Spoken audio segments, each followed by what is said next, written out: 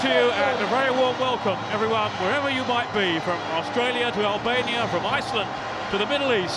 A potential 2 billion households tuning into these pictures today, and hopefully, the pride and joy, the showpiece of the English football calendar will be one this year to whet the appetite for the global extravaganza set to unfold in Germany in just a few weeks' time.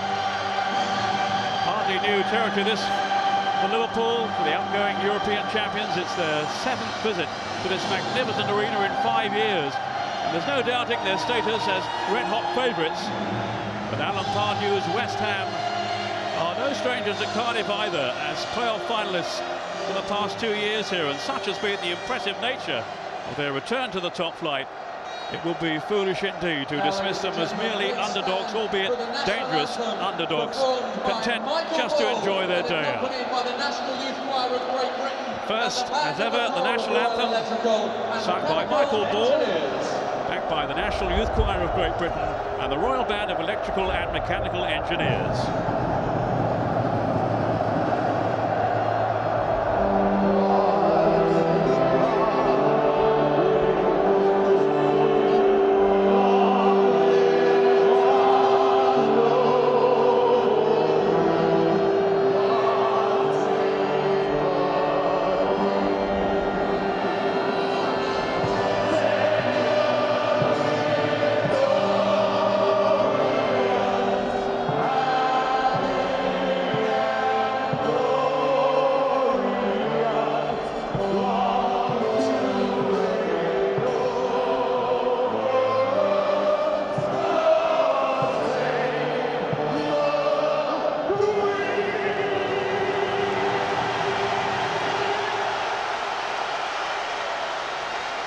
Heartily sung, and why not?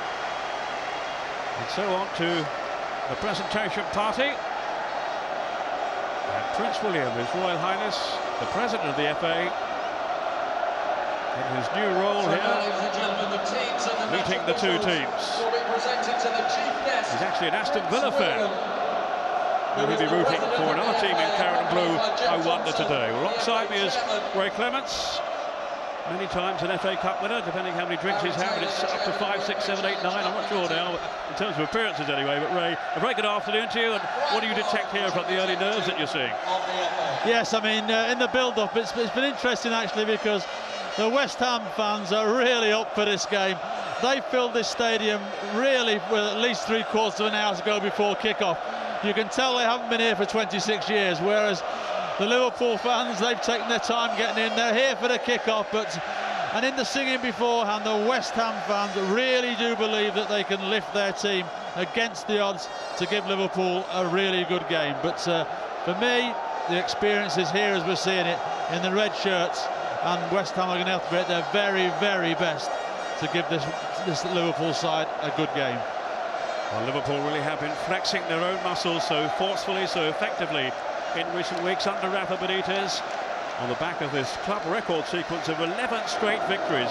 They're hot, they're very hot at the moment, as they step out in search of their first domestic trophy under their affable but highly respected Spanish coach. Well, ladies and gentlemen, once again, the Liverpool team, number 25, Jose Reina, 3, Steve. The West Ham fans have been waiting a long, long time for this. 6, John Arnorisa, 7, and they are determined their team will put on a grand show, as they will hope to do. Well, let's have a look at the teams then, starting with Liverpool. A season for them that began way back in July of last year.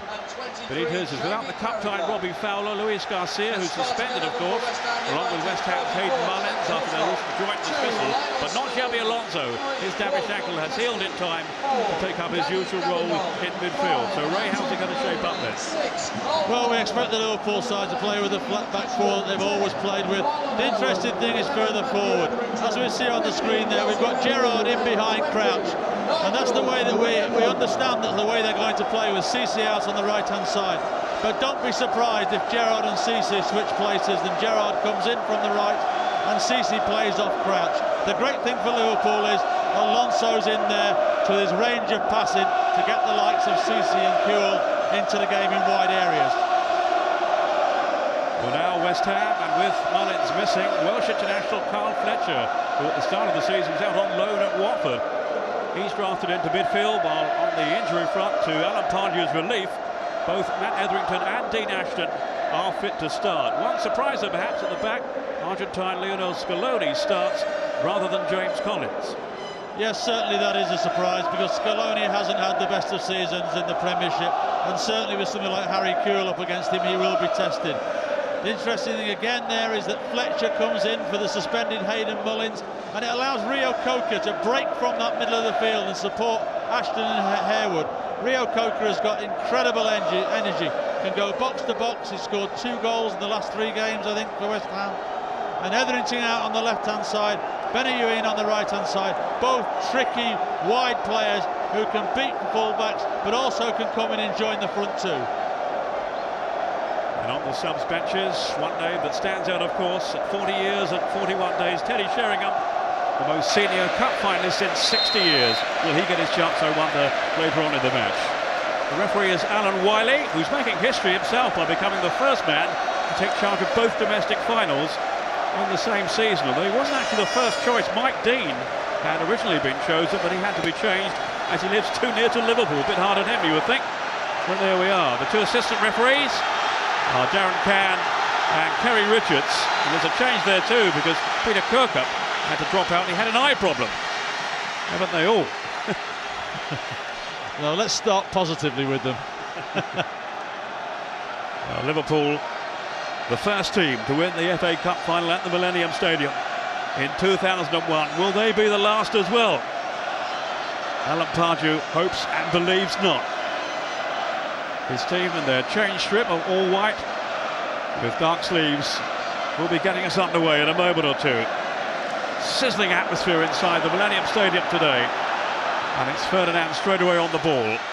On then by Gabidon, familiar territory this for him, of course, as a Welsh international and former Cardiff player. Off goes Gerrard. Searing run down the right. Is that where he's going to start, Ray? Looks that way. Well, it looks like it straight away that Cisse has joined up the front there with Gerrard is out on his right-hand side, has taken the tackle there straight away. But he will fancy getting at Konchesky. He looks like straight away, as soon as he got it, he fancies he can run him, he can get beyond him and get dangerous balls into the box. So a little change from the formation, but one that we thought may happen.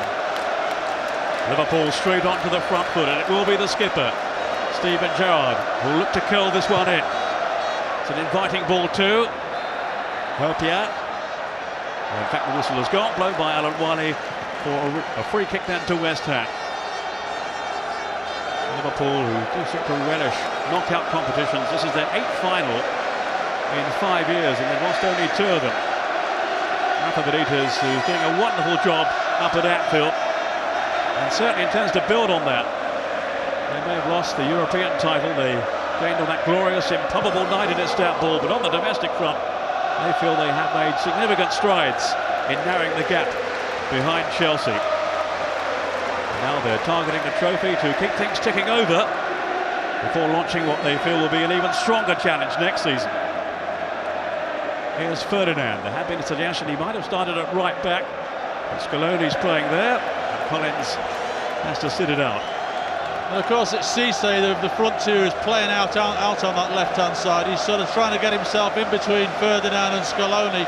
The ball's to be played in there, because I would imagine that Benitez thinks that the pace of Cisse could certainly get in behind Scaloni and cause West Ham some problems.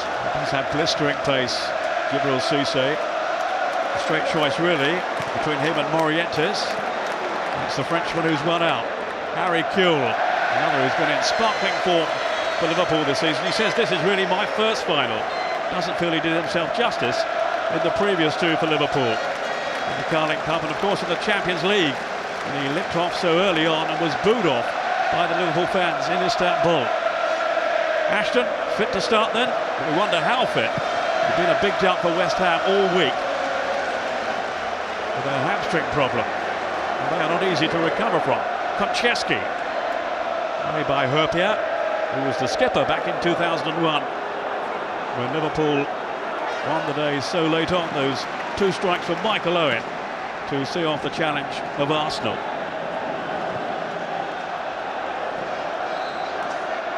This is Steve Finnan. So many players in the Liverpool team have been so consistent this season, and he's certainly one of them. Steve Finnan, maybe an unsung hero in many ways. And Wayne, the goalkeeper, 20 clean sheets in the Premiership to earn him the Golden Gloves for the English top flight. This is Gerrard. Gabidon is tight on Cisse. Easy collected by Shaka Hislop, whose career has suddenly taken off again at the age of 37. Here he is playing in a cup final a year ago. I thought that was just about it. He was going to pack the game in. Not so now. He's got the World Cup to look forward to as well, of course, with Trinidad and Tobago in England's group. Anton Ferdinand seeking out, but not finding Benayoun. But Rees has caught out of position now. This is Benayoun, the Israeli. 2 to aim for in the middle. It was Hertier with the interception.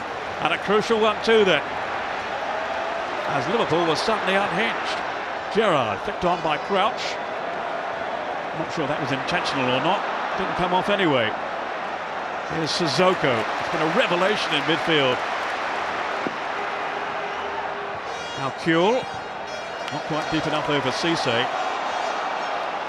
It was only a few months back, of course, that Sissoko had sustained that serious eye injury that threatened his whole career, let alone playing for Liverpool in a cup final. There he is again. Now he's given it away to Benayoun, who can be a real danger down that right side when he drifts in. He's got a venomous shot too. Came up with a stunner against Tottenham on the last day of the season, when West Ham ran out 2-1 winners, to ruin Tottenham's hopes, of course, of going into the Champions League. There's a talk of skullduggery behind the scenes in terms of before the game. But West Ham got on with the job, and they did it pretty well. Done by Gabidon. Now Peter Crouch. It can't be such a hatball. How do you play him, Ray? Well, it's very, very difficult because the size of the man, it's very difficult to compete with him in the air. You really have to be looking to pick up second balls. If the right balls are played in and around the 6 and 8 yard area, then obviously you're going to have to compete. But the best way really is to try and make sure that you pick up his flick-ons, because he's virtually impossible to mark in the air when those balls are played up to him like that. Yet the England squad, of course, for the World Cup finals, Peter Crouch. And maybe a starter too, by the looks of things. Big doubt still, of course, over Wayne Rooney and Michael Owen. It's Ashton to nudge it on. Is it a gamble, do you think, to play Dean Ashton, Ray? I mean, there's been all this talk this week of his injury, and it was only yesterday they decided he was going to trade and play. I think it's a little bit of a gamble. I mean, a hamstring is a funny injury in terms of, you know, normally it's 2 or 3 weeks, and it's just on a couple of weeks since he had that injury, and I just think it is a little bit of a gamble. He's not the quickest lad in the world anyway. This is Gerrard looking for Crouch in the middle. It was Scaloni who managed to get it away. Now Etherington,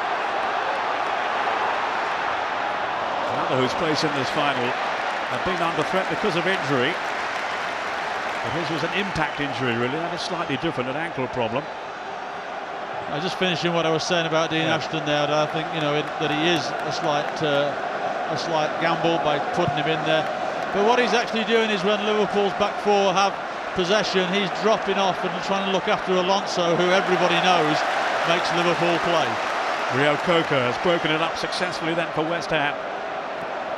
He is going to be a key man in the midfield, no two ways about that. Rio Coker, 22 tomorrow, and hoping then to be the youngest ever FA Cup final winning captain.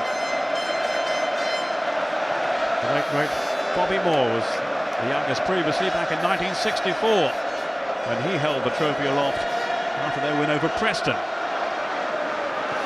late and dramatic win, as I recall, 3-2. Now Fletcher in for Hayden Mullins, suspended in midfield. The Welsh international, who was saying how much he relished playing against Steven Gerrard when Wales took on England, but he said he didn't get over it for 2 days. unexpected chance for Fletcher, who's on the ball here because of Mullins' ban. He's hardly played in the Premiership in truth, Fletcher, but he came up with an absolute stunning goal in the win over Tottenham, his first in the Premiership, and all of a sudden he's flavour of the month.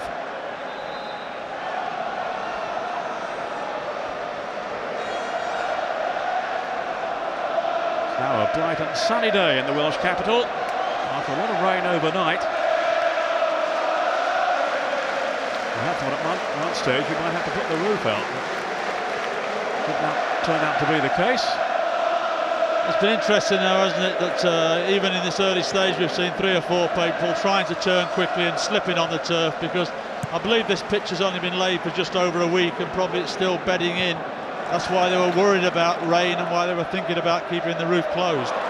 They were mowing it at 3 o'clock this morning apparently, and then again at 5 o'clock. It does look in pristine condition. Fletcher for West Ham.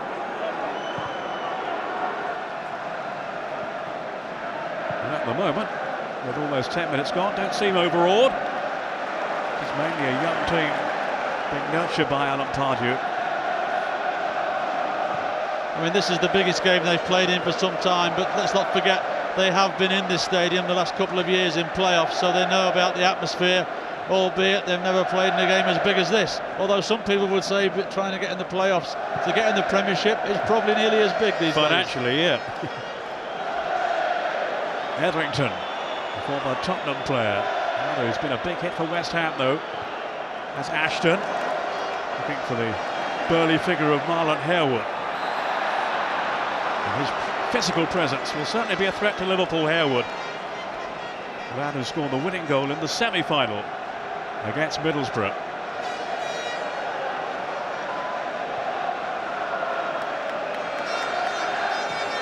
Herpier, wide of him is Finnan.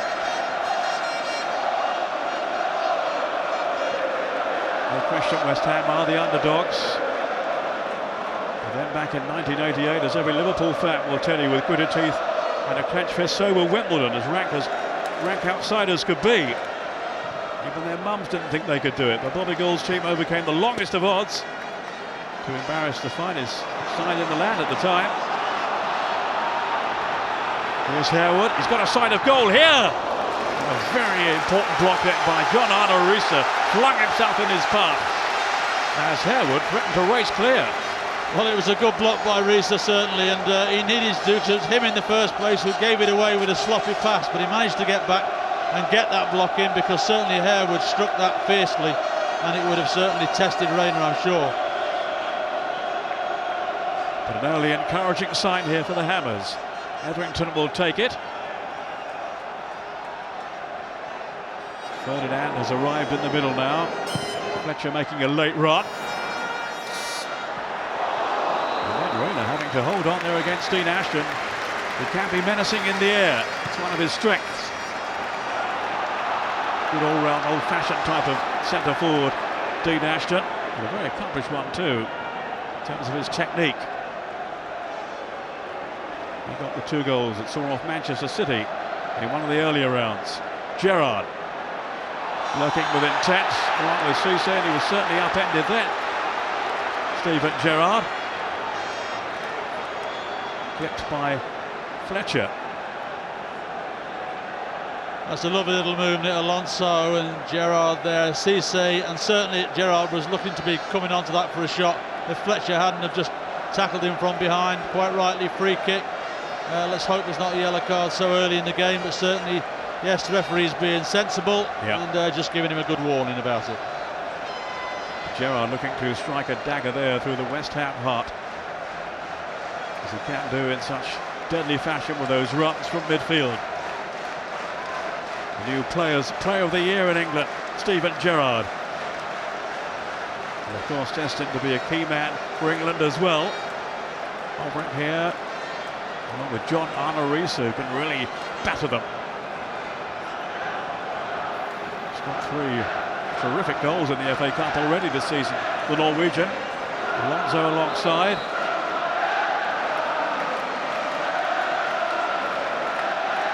Gerard Orisa, looks like Risa, and it is. He really let fly as well. But West Ham had plenty of bodies in the way. Plenty back there as covering defenders. That's a shove.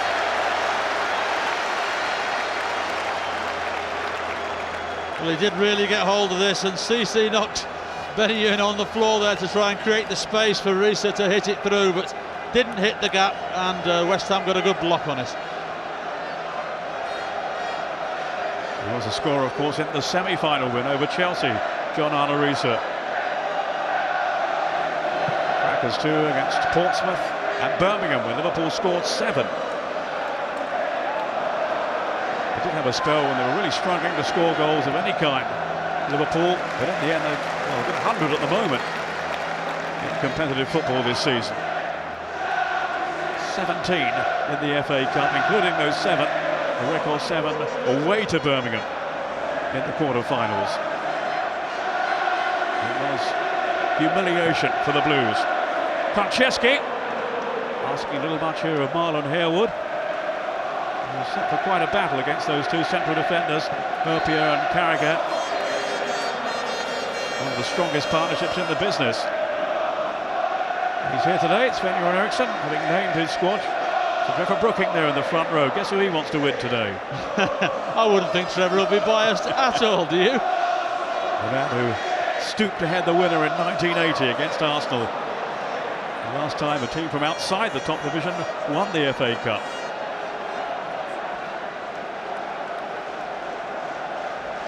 I don't think there's any dispute in that offside. It's quite a familiar failing of CC over the season, getting himself, when he's up the front, getting himself in offside positions. And I'm sure that's an aspect of his play that if he does stay next year with Liverpool, that they'll be working on to try and improve. Herpier, towering header by him, straight to Gabidon. West Ham's player of the year, Gabidon. And his team are pressing here with Harewood. Couldn't pull it back though. Benayoun was in the 6-yard box. Ashton over on the far side. Rio Coker was on his way up as well. It was all rather wasted by Harewood. That was a lovely ball by Benayoun, but Harewood on his left foot. We know he scored a goal in the semi-final with his left foot, but it's certainly not his strongest, and that really was a poor attempt at trying to drive it across the 6-yard box. That shocked a few West Ham fans when he did drive that one in with his left foot in the semi, but it was some finish. I think it shocked himself, never mind the West Ham fans. Herpier, now Alonso, so desperate to play today, having missed out on the Carling Cup final because of injury. I think that was an ankle problem as well. Peter Crouch, Franceschi was after him, snapping away at him, and regained possession for his team. Benayoun, it's too heavy though for Harewood. But they've done okay so far, West Ham. Liverpool may have the pedigree, they may have won 11 games on the bounce, but the Hammers have been meticulously prepared by Alan Pardew. They've had the kind of season which has already greatly exceeded expectations in many ways, and now they're in the mood for a bonus. Rio Coker on standby for the England squad for the World Cup finals. Big thrill for him. Now he wants the best birthday present of all tomorrow, by helping his team to win the FA Cup and indeed himself lifting the trophy. He really has been a tremendous influence on West Ham. One so young, he plays the captain's role so well. He's a Mr. Motivator, has great belief in himself, but it's a total confidence. It's not an arrogance, and he really is a player who, in the future years, can be a massive influence, I would imagine, not only here but also in the England squad. Finnan taking the throw for Liverpool. Here's Sami Herpier, who I imagine has been a little surprised to have featured so strongly, so prominently for Liverpool this season. Rafa Benitez had told him at the outset that he might not play too often. That has not been the case. He's been very much a fixture under the Spanish coach. Well, I think that's been one of the reasons that Liverpool have been so tight at the back, is that the 4 players that played in front of Reina have been pretty settled, and therefore they've got to know each other's strengths and weaknesses so well, and are so difficult to break down. Well, they've had 33 clean sheets this season, Liverpool. One more today will equal a club record. They'd hope to beat it. They've squandered 1 or 2 opportunities in recent matches, in particular conceding a late goal to Portsmouth in their final league game. would have given them the chance today to beat the record.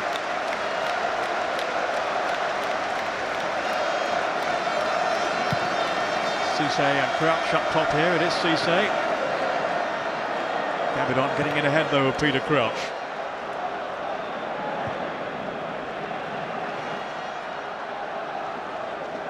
Now Anton Ferdinand. Brother Rio, of course, was a loser last year with Manchester United here, when Arsenal beat them in the penalty shootout.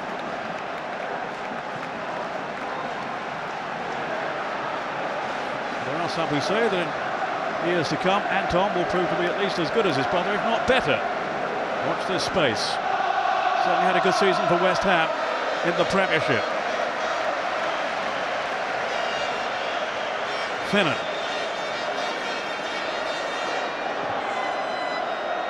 Looking for Crouch, who did seem to lean in then. Alan Wiley had a little look, gave himself a second or two just to make up his mind, and then did give the free kick. He has a little wry smile there, Peter. He knew that he did climb all over the back of Scaloni. He doesn't need to, does he? No, he doesn't, no. But that's the ball they'll be trying. They'll try and get Peter on both full-backs and knock diagonal balls into that far post, because that's where he's at his best, knocking balls goalwards or back towards forwards, and the likes of Stevie Gerrard breaking into the box. As I was saying earlier, something of a surprise that Scaloni is starting. He hasn't really settled, in truth, with West Ham.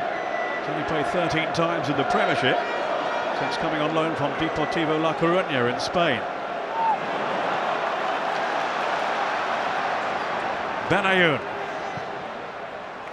Now Scaloni has made a run down that right side. Will sink to by Ashton Harewood, wants it in the middle. Oh, it's an own goal!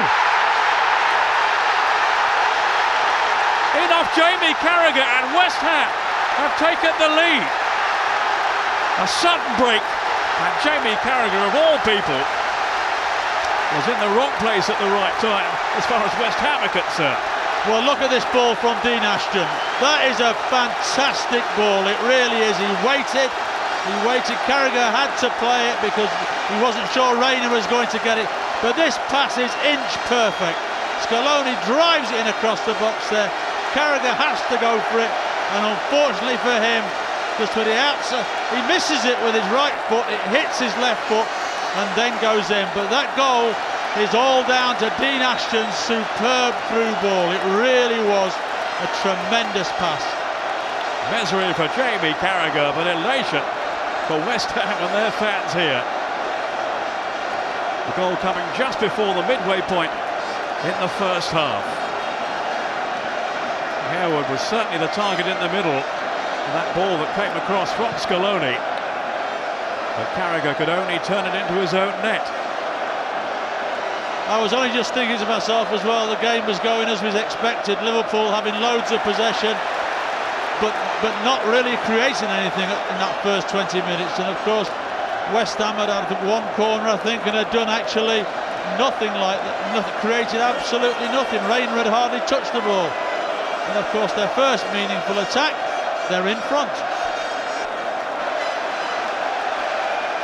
The last own goal in the cup final, Des Walker for Nottingham Forest against your old club Tottenham, 1991. So you're going to say Des O'Connor then for a minute?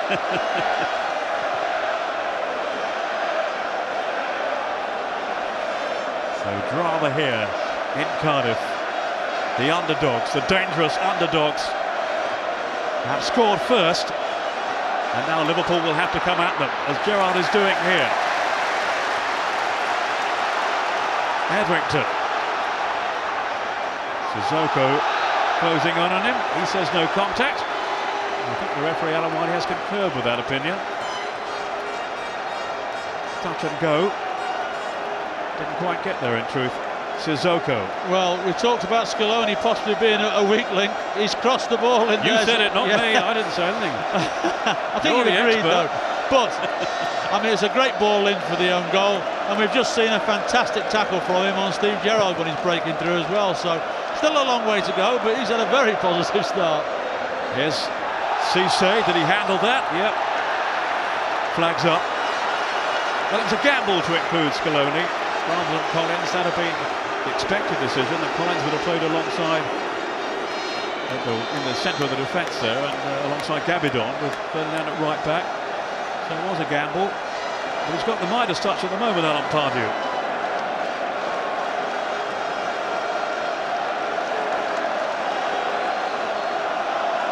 Rafa Benitez's team behind, and he might have underestimated the FA Cup and Liverpool passion for it in the past, but he doesn't now. Remember, he sent out that below-strength team in the third round last season at Burnley. They lost, and given the adverse reaction on Merseyside, and I think you take the whole of football, really, and then they're going to be doing that again in a hurry. That was an own goal, too, from Traore, who's among the subs for Liverpool today. Well, what you do have to say, Peter, it's probably exactly what the game needed. What we all wanted was West Ham to go in front. That's neutrals, yeah. Yes, of course. There's a few people in red out there who wouldn't agree with him. But certainly, I mean, we expected a great game anyway, but this now will ensure that we do have a great game, I'm sure. Konchesky, a West Ham fan as a youngster. You can imagine what it means to him to be playing in the final today. Man who maybe wasn't too far away from selection for England's World Cup squad, especially when Ashley Cole was out injured. Didn't quite make it in the end, Konchesky, but he's had a very good season for the Hammers. Since switching, of course, from Charlton.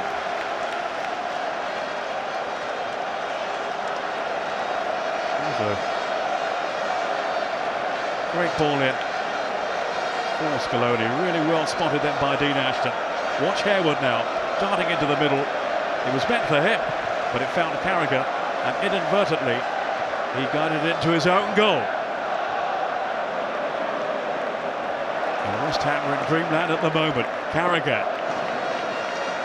But no way, of course, can you write off Liverpool? Not the season they've been having, and the form they're in too. Those 11 straight wins behind them. Etherington to fend off Steve Finnan. Gerrard chasing, closing down. Oh, such a talisman for Liverpool.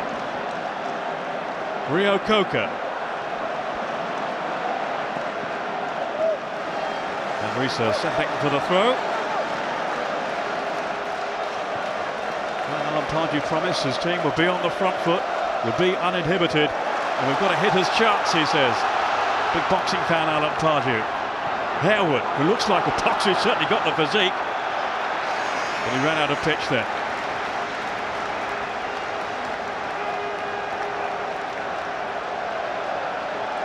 Well, if anybody can get over a setback like that, it'll be Jamie Carragher. There's no stronger character in the game than him. Yes, his initial response will be disappointing, but he'll come back from that, and I'm sure he'll have, the rest of the game will be solid for him. In fact, he just stopped Harewood in his tracks there when he was in full flow, and that's not an easy thing to do, because Harewood is one of the quickest and strongest strikers in the Premiership at the moment. But he will be hurting Jamie Carragher. Liverpool through and through, over a decade now as a professional up at Anfield. He and Gerrard really are the local heartbeat of the Liverpool team. Risa. Challenged by Benayoun. Having said that, rather a hasty clearance then, really, from Risa.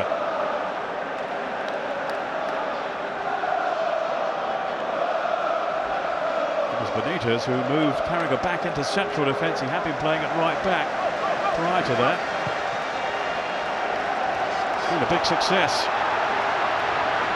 Etherington teasing Herpier. Oh, testing Rayner, who lost it, and it's in! From Dean Ashton! Unbelievable! And West Ham are 2 goals up against Liverpool in the FA Cup final. Well, it's amazing. It's the two players that have been talked about all week. Who would they play, would they not? The ball comes up, it's Ashton that flicks it on. Etherington there just turns Herpier, tries a shot. That's a ball that Rayner 9 times out of 10 gobbles up.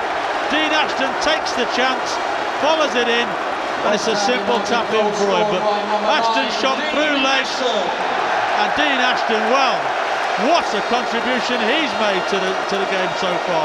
Made the first goal, scored the second, and the player who right up to kick off was touch and go whether he was going to play or not. A real predator, such awareness in front of goal. He was alive there to the possibilities. Liverpool 2-0 down. We're nearly talking Istanbul again. Well, it's going to take a lot now. Liverpool were certainly favourites at 1-0 down. I could see them getting back into it at 2-0. They have got a mountain to climb now, and they really are going to have to play out of their skin like they had to in Istanbul and show all that character to come back from this. And away to my right, at the south end, the West Ham fans are going absolutely potty, and why not? Well, they can't believe it. They were 5-1 against to win this game, and I bet there's a lot of West Ham fans to my right-hand side have had that bet as well. Liverpool, the odds-on favourites, are in deep, deep trouble here. Amazingly, trailing by 2-0. Dean Ashton, we didn't really know until, I would think maybe yesterday at the earliest, whether he'd be playing or not today, after that hamstring injury sustained in the match at West Bromwich Albion recently. But he's been a really good signing for West Ham. They were very keen to get him out there. And another gamble. It's come off so far. No question about it. Harewood releasing Benayoun. And Liverpool are reeling here. Harewood. West Ham absolutely buoyant. Two in the middle, including Ashton. No service though this time, as it's cut out by Carragher. And Liverpool haven't really got hold of this game yet. Crouch. Gerrard certainly won't take this lying down. Making a burst up front now. Here's Harry Kewell, who's not really got into it yet. Alonso. And Gerrard. Not too much he could do with that though. They are looking shocked and stunned, the team in red, and no wonder.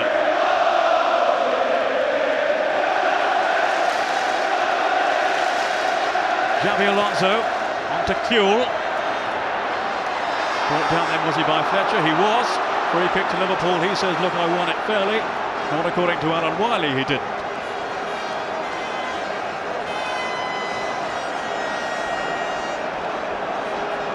Half an hour gone, and it's a scoreline that takes some believing. But his Crouch! Offside.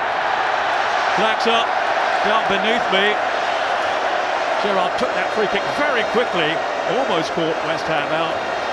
But Crouch was offside. Yeah, it was very, very close. It certainly was. But certainly that caught West Ham napping. They'd gone to sleep, and Gerrard saw that Crouch at that far post.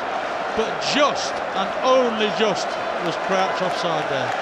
Crouch, who scored the winner, of course, against Manchester United. Got two as well against Birmingham in this season's competition. I thought for a moment there he brought his team back into this final. Ashton. I think he was backing it into Herpier. Here's Gerrard. Boy, do they need his inspiration now, his influence. Alonso.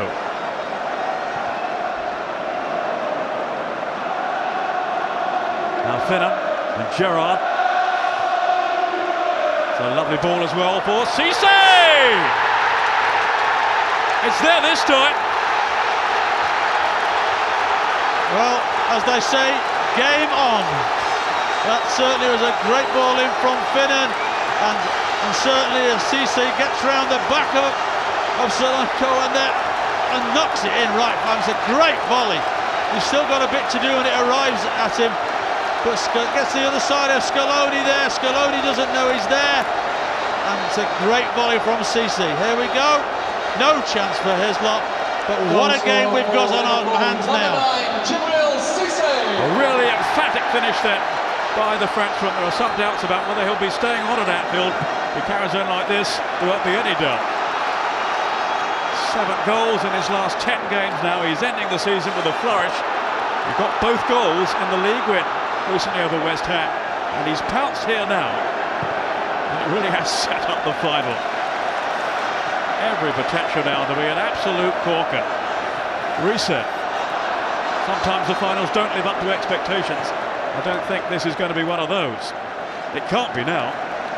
No, we've already seen more in this opening 30-odd minutes than we actually saw in last year's cup final, so it's a tremendous game to be watching at the moment. Finnan. Liverpool digging deep. That's Alonso. Cisse claiming he was pulled then by Scaloni. Referee Wiley was having none of it though. And what Benitez has done in this last 10 minutes is pulled Harry Kewell out of that wide area on the left and just brought him in behind the front two at the moment, and so they can try and get the ball into him, because he's not really had an influence on the game so far. But there's one or two holes that he might think he can get the ball and get at West Ham's back four. Interesting too, Ray, that Cisse was saying this week, I prefer to play down the centre. I don't have to think about it then. The ball just comes to me. I put it in the back of the net, and that's exactly what happened. Rather be down the middle than out wide. Well, at the moment, indeed, he has drifted out to that left side, crouched down the middle with Kewell just behind here, as you were saying. Gerrard, who's everywhere. Crouch. Up comes Finnan. Liverpool building with purpose again now. Sissoko. Ball juggling skills by him too, and real determination as well. Rio Coca. And West Ham here need to just batten down the hatches for a little bit. Take the sting out of Liverpool's riposte, which has already been a strong one. Carragher, no one more relieved than him to see Cisse's effort go in. Up by Risa. Carragher. He's only ever scored 3 times for Liverpool.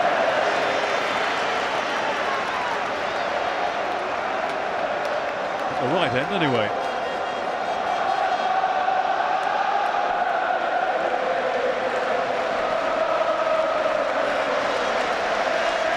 It's breathtaking stuff at the moment. Really good finish then by Cisse. Broke away from his marker, away from Scaloni. He was guilty there of all ball watching in truth, the Argentine.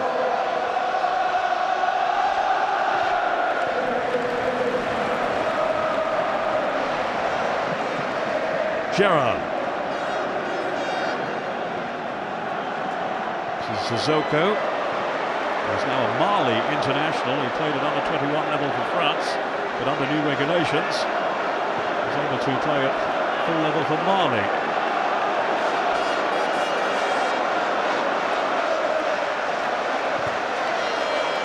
That's Herpia. And it's smuggled away by Benayoun.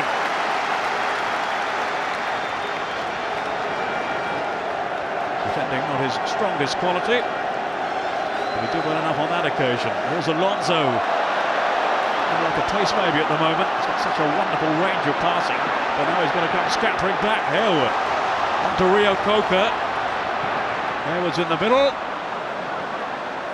Too long for him, but it's Matt Etherington now. And then Herpia retaining his composure. Harry Kewell. Risa to his left. Scaloni not really tight enough on Cisse at first. Risa again. Cisse is back on his feet. It's all gone askew for Liverpool. Franceschi on to Etherington. Well, such an adventurous, positive team. West Ham, it's been their approach all season. Ashton lining up a strike. It was only just the wrong side of the post. Adventurous, positive, and then some. Well, again, people talk about Dean Ashton, that he isn't the quickest in the world, but what a good football brain he's got. He just steers that ball away from Risa, gets it onto his favourite right side there, and just drags it just slightly wide of Reina's right-hand post. But again, tremendous play from Dean Ashton. And he was prolific in his early days, wasn't he, at Crewe? Not so effective really at Norwich, but certainly looking the part for West Ham. There's a little spat over on the far side, Cisse and Scaloni. Not sure what that's all about. Alamani just telling them to calm down. Well, I think Cisse wants to get on with the game. Scaloni obviously is trying to slow the game down to get to half-time. And Scaloni wasn't best pleased the way the ball was passed from Cisse to him. Xabi Alonso, the Spanish international. Now it's Gerrard. 3 up for Liverpool in the box at the moment. It won't reach Peter Crouch though. Here by Gabidon. has made the adjustment from Championship to Premiership so well a year ago. He was helping Cardiff to fight off relegation.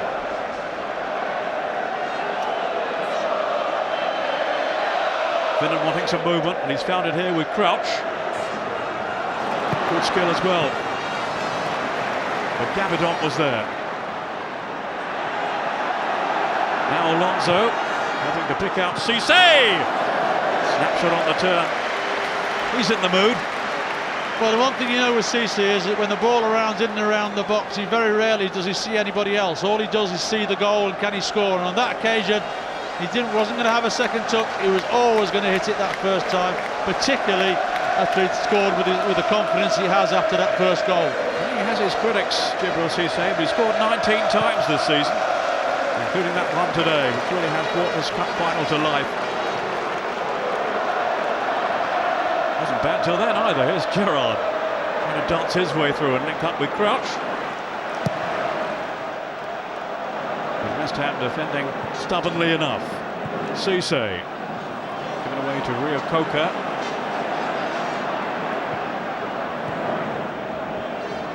Marlon Harewood. It was not easy to brush aside. Sissoko and Cisse between them, just about managing to do that. Here's Alonso. Remember, they were 3-1 down against Luton in the third round. Liverpool bounced back from that. Grant's looking to attack it. Ferdinand made sure that he couldn't do so. Keeping a watchful eye there on the towering figure of Peter Crouch. Gerrard is taken quickly by Liverpool. This lot had to be on his guard, then to fist it away.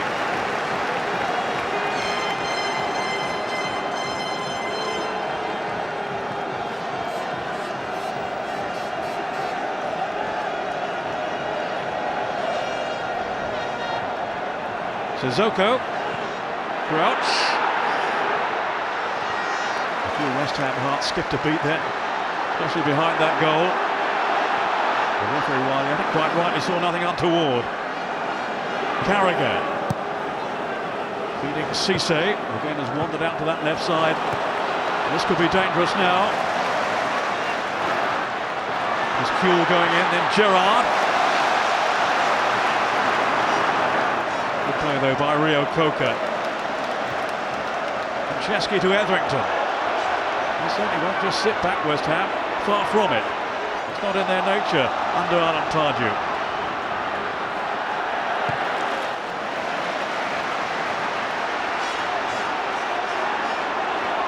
Chesky. Good cushion headed down by Ashton to Benayoun. Didn't quite get hold of it though.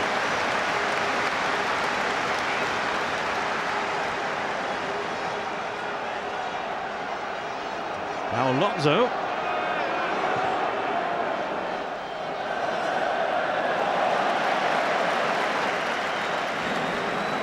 Gerrard with Reese.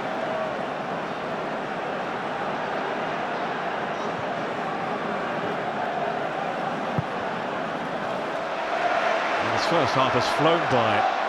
Just over 3 minutes to go past stoppages. Finnan.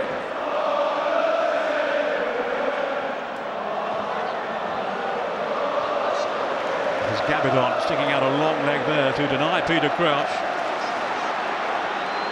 Finnan. Now Harry Kuhl. The Australian was going nowhere though. Rio Coca, very strong, very determined. He's got Scaloni free away to his right, ushering him in forward too, then Rio Coca. Benayoun. Fletcher, and that deeper anchor roll. Good spot as well from him to locate Etherington. Harewood making life awkward again for Jamie Carragher, as he's done throughout this first half really. Central defenders certainly haven't had the central strikers in their pockets. Not as yet. Chesky. Good supporting play by him. Now Harewood. He was just slightly off balance though as he hit it. It just shows, you know, West Ham have got no fear in this game at all, and I say they're being led magnificently by Rio Coca. They certainly are, and Harewood there takes a chance and mishits it totally, but certainly prepared to take the chance. Alan Pardew there making one or two little notes, just to maybe try and adjust one or two little things in the second half. They've got themselves in front, and it's a case of can they stay there or can they add to it. But I'm sure that Benitez will have a few words to say at half-time to make sure that Liverpool continue the pressure that they're starting to mount on West Ham. There'll be 1 minute of time added on. Some say West Ham have lived too long on past memories, but this does seem to be a team for the future, and certainly for the present. For the future, a very solid future. Kuhl, Finnan.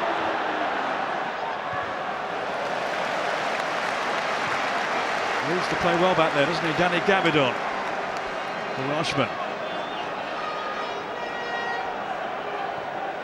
The former Cardiff player, really relishing here. Playing back in the capital. There's Sissoko trying to make his presence felt against Matt Etherington.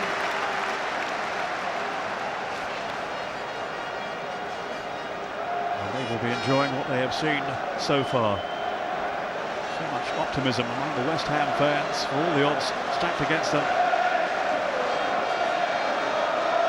But they had a 2-goal lead before Liverpool bounced back. A reply from Cisse, which really has set up the second half. No two ways about that. Ashton, who forced in the Hammers' second. A Basie run here. Couldn't beat them all though. Cisse, lovely control. Now is there the acceleration as well? Well, there was. Alan Wiley, good refereeing by him. They played the advantage. Not quite taken up though by Cisse. As it's gathered in by Shackler Hislop. The official has indicated there will be 1 added minute at the end of the first half. He was on the bench in the late 90s at Newcastle. We're in a couple of finals.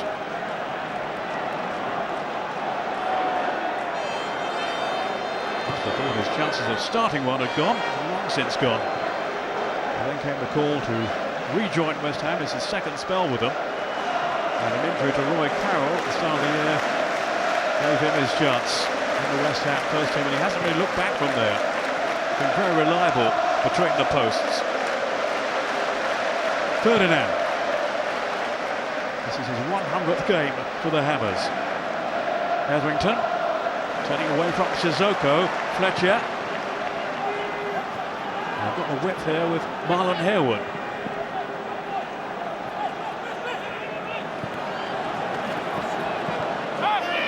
Tyresa. Well, a fabulous, entertaining first half.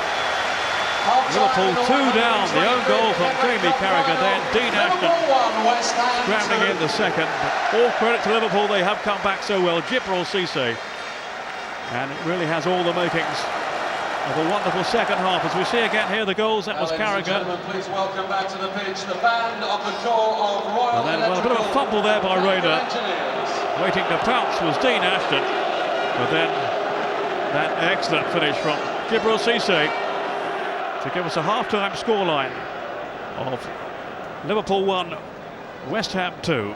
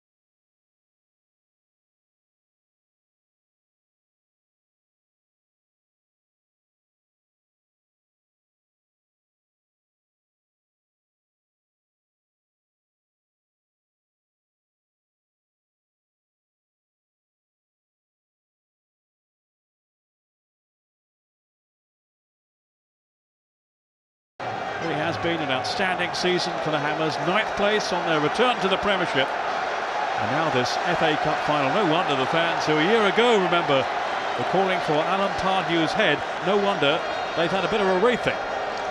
No, he's done an incredible job, and he's made some excellent signings. You know, Gabbiadon has done a tremendous job at the back for West Ham, alongside young Anton Ferdinand. A lot of people looked at Gabbiadon and thought, could he actually play at the top level? Well, he's proved he can, and he can prove that he's better than just coping with it. He's an excellent centre-back. Rio Coker is a bundle of energy in the middle of the field there. And of course, their latest signing, Dean Ashton, what a game he's had so far. And, you know, to come from Championship football into this level in a short space of time, perform like he has done on this big stage so far, is incredible. Just looking at Djibril Cissé's boots, I think he had odd ones on in the first half. I suppose that's what you call being laid back. Some might say ill-prepared. Etherington, are they prepared at the back for Harewood's arriving on the scene? Then Benayoun as well! Almost skip free. And Reina to the rescue there for Liverpool, who were totally stretched and caught out by the speed of that incisive break by West Ham. That's what they're all about. High tempo and a really adventurous approach. Well, it was that man Dean Ashton that created it again, and really Harewood should have scored. It was indeed an escape then for Liverpool, whose minds, it seemed, were still in the dressing room. Golden opportunity then for Marlon Harewood to have restored his team's 2-goal cushion. Well, it really was, and even Benayoun in the end, but could have scored, but it was an excellent block by Pepe Reina, but certainly it was an incisive ball by Dean Ashton again, inside Finnan, and Etherington just had too much pace for him. Risa. Now Gerrard, up to Cissé. Play on, says Alan Wiley. Cissé's ball in for Alonso! And it's spun away off Ferdinand. Behind for the corner. Could have been more serious then for West Ham. Just showing that Morientes is coming on for Harry Kewell. Kewell is struggling with an injury. Well, to be fair, towards the back end of the first half, he did start stretching his groin off as though he might have a little niggle there. That's obviously got worse, and that's why the change is occurring.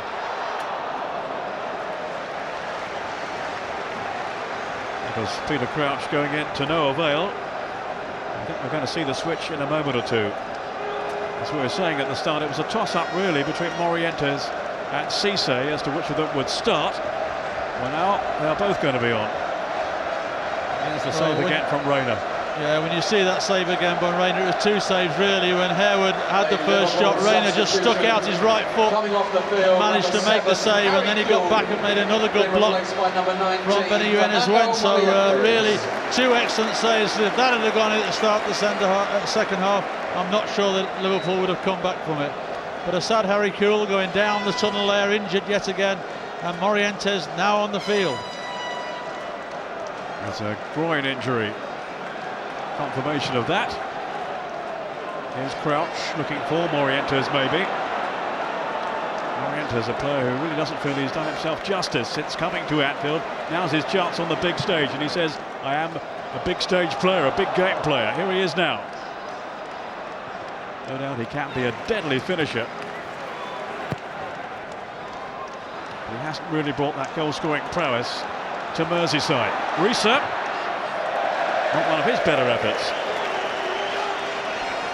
No, we've seen him score from there before. He can strike it from there, but on this occasion he's cut right across the ball, and absolutely no threat to Xhaka Hislop's goal at all. Remember Benitez, sorry, just to interrupt there, just talking about Morientes. I mean, he has kept faith in him, hasn't he? But you do wonder how much longer he will be at Liverpool if he doesn't begin to show the form he is capable of. He says himself, I'm only halfway through the contract. It's only job half done by me. Not really shot though, is he? No, I would have thought that you know, he's honest enough to know that he hasn't played, and you know, he thinks he's going to see out his contract and hopefully improve in next season. But Liverpool are moving forward at such a pace that I would think that certainly a striker's position, either Morientes or maybe Cisse. Those positions might be under threat next season if Benitez can get the right people in to replace them. There's talk of 6 newcomers at least. Rafa has penciled in, we shall see. Herpia. Meantime, they have a job to do here. Risa making the run, Benayoun tracking back. There's such a spirit about this West Ham team. And in terms of the scoreline, they still have the edge over Liverpool, but I'm sure they're going to have a lot of defending to do to repel them in this second half. Risa digging in the cross, it's dealt with though by Anton Ferdinand, then Alonso to Gerrard. Always that little buzz of anticipation, expectation when he's on the ball. Finnan towards Morientes. Gabidon was there. Now Cisse. I just thought about a shot, but it was a long way out. Alonso, who hasn't scored since his double strike against Luton in the 3rd round. Crouch, flags up. Oof, they wouldn't have counted. Certainly thumped in though. What a strike that was, yes, definitely offside. It was a lovely work move by Liverpool, a tremendous strike from Steven Gerrard, but certainly linesman correct again, or assistant referee correct again, and 2 players in offside positions. Just a little message there, I think, for West Ham. I don't like the position my team are in at the moment. He means business, Steven Gerrard. The man who makes Liverpool tick. Fletcher. This is Etherington. Now Gabidon. And here's his central defensive partner, Ferdinand. Asking a lot, though, really, of Ashton, with Finnan quite tight on him. Konchesky.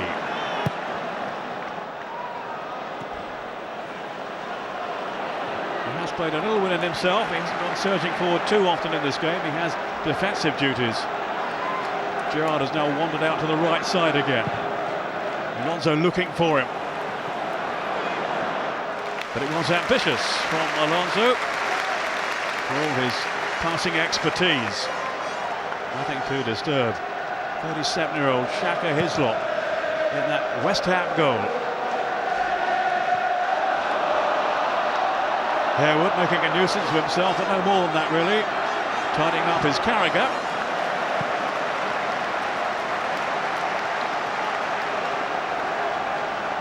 Still plenty of time for Liverpool to transform this final. It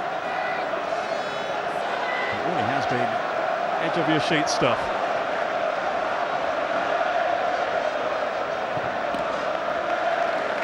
Play by Gabidon. Alonso. Now it's Carragher. Finnan is free over on the far side. Here's Herpia. He got the other way instead with Risa. A patient build-up here by Liverpool, as West Ham endeavour to keep their shape and keep them at bay. Carragher on to Risa. Morientes is through the middle, so is Peter Crouch, and that's a free kick. We really haven't had that many stoppages though. The game really has flowed, isn't it, Ray? No, it has. The stats at half-time showed that the very few fouls, only 1 offside in the game. It's been a very open game, and there's been some good football played. Here's Gerrard. His route to goal was blocked for a moment anyway. Goes Crouch. In comes Gerrard!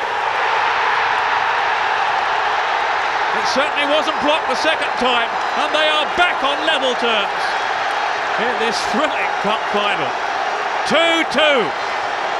Well, wouldn't you know it if anybody was going to score, right from the kick-off. Gerrard has shown his intention. Lovely ball in. Crouch at the far post there, knocks it back. And there's Gerrard, unmarked. Midfield, West Ham midfields don't follow his run in. And it just bounces up from Lovely. Watch him appear in the picture there. As he comes in, no West Ham midfield player near him. Carl Fletcher hasn't followed his run. Bounces up Lovely for him. Shaka Hislop, no chance whatsoever. He is a leader. Boy, is he a leader. Now it's a different game. On 54 minutes, Steven Gerrard, goal number 22 for him this season. A midfielder, of course, by trade, but he's so much more than that. He rattled it home there, no chance whatsoever for Shaka Hislop, and suddenly the whole mood has changed. Here's Peter Crouch. And Liverpool now firing on all cylinders, inspired by who else? Steven Gerrard. His manager says he ought to get 25 goals this season. That's how much he rates him and how highly he rates his goal-scoring potential. Goodness me, really thumped that home then, Gerrard. Well, let's not take away what Peter Crouch did as well. Peter pulled to that far post. He could have headed it anywhere, but he saw Gerrard making the run, just knocks it down into his path perfectly, and Gerrard just did not the simple task, but certainly finished it off superbly. And now we shall see what the Hammers are made of. Such a test of this man's character, his team's character. 2 goals up, they've blown that, but far from out of this final, the way that they've been playing.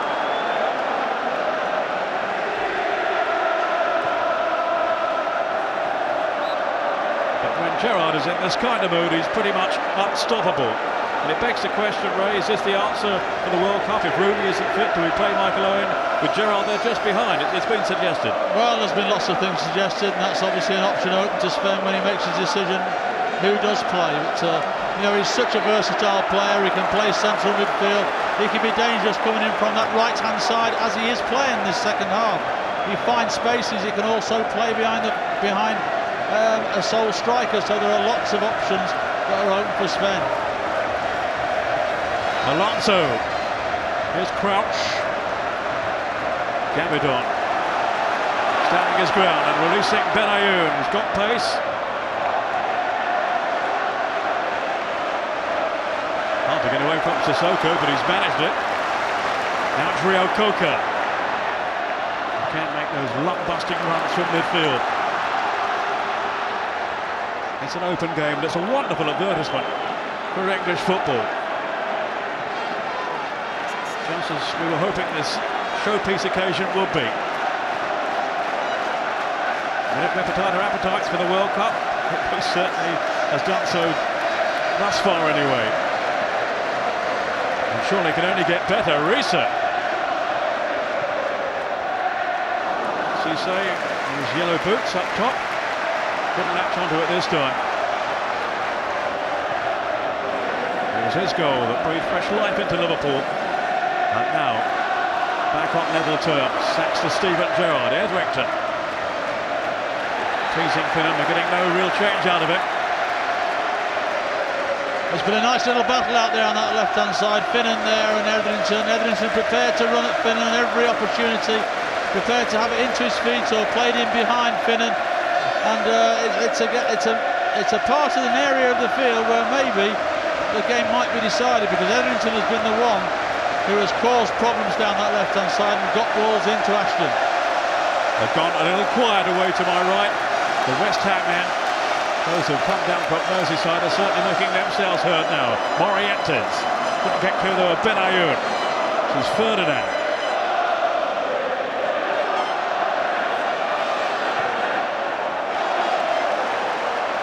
Well, not too many would have written Liverpool off even at 2-0, and now we can see why.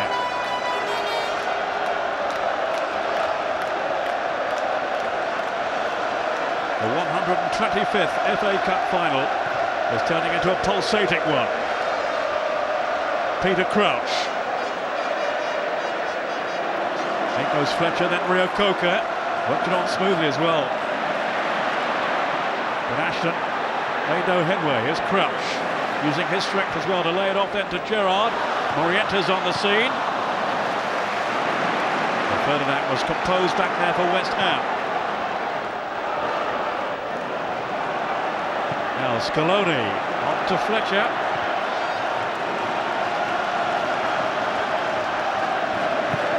What an end to the season for him. The campaign he began, remember, out on loan to Watford.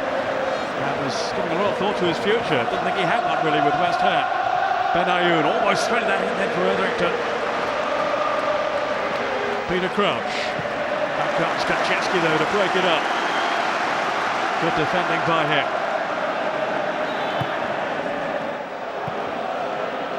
Hoping to catch Fender on Eriksson's eye today. Kaczewski, a view to the future. It's Ashton who went in too strongly then on Finnan, and I think it's going to be caution for that. First yellow card of the game.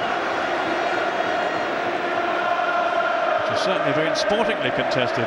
Yeah, I think that's a little bit harsh. You know, this is the first yellow card in the game, and yes, it was a foul, but it wasn't anything malicious. He just got there as quickly as he could, basically, and did catch him, but not in any malicious intent, and therefore I think it was a little bit harsh. Alonso to Jamie Carragher. He's moved with Brighton considerably for that second goal. And conceded an own goal himself.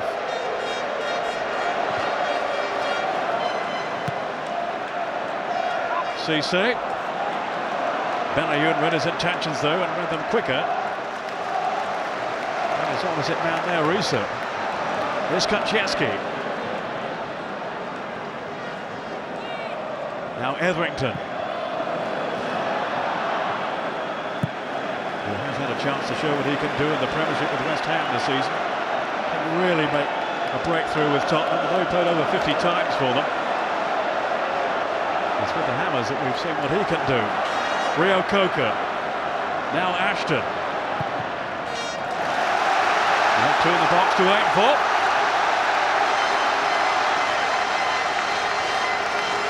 Although he couldn't deliver, it will be a corner. Etherington and Benayoun coming across to sort it out between them as Anton Ferdinand, who's never scored an FA Cup goal, arrives in the middle to join the likes of Harewood. Scaloni's up there as well. Gabidon has stayed well back. Ferdinand going to that near post. Couldn't quite get a connection though. And out come Liverpool now on the counter raid. Just past the hour mark. Cisse. Good challenge though by Gabidon. He looks a class act, this fellow. He has made the transition from Championship football to Premiership football in style. Yes, he has that wonderful attribute of pace. And if you've got that at the top level, it does give you a great chance. Really laid-back character. A very determined defender as he's underlined today. Crouch. Couldn't fend off Ferdinand though. Ashton. And he was tripped in by Carragher. And that may well be a yellow card for him. It is. Not one of his better days so far.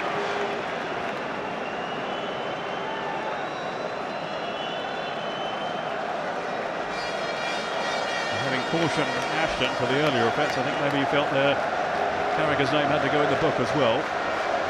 And that tends to happen a lot in the game. The referees don't book anybody in the first half for little things, and then they think they've got licence to actually go and book for anything in the second half.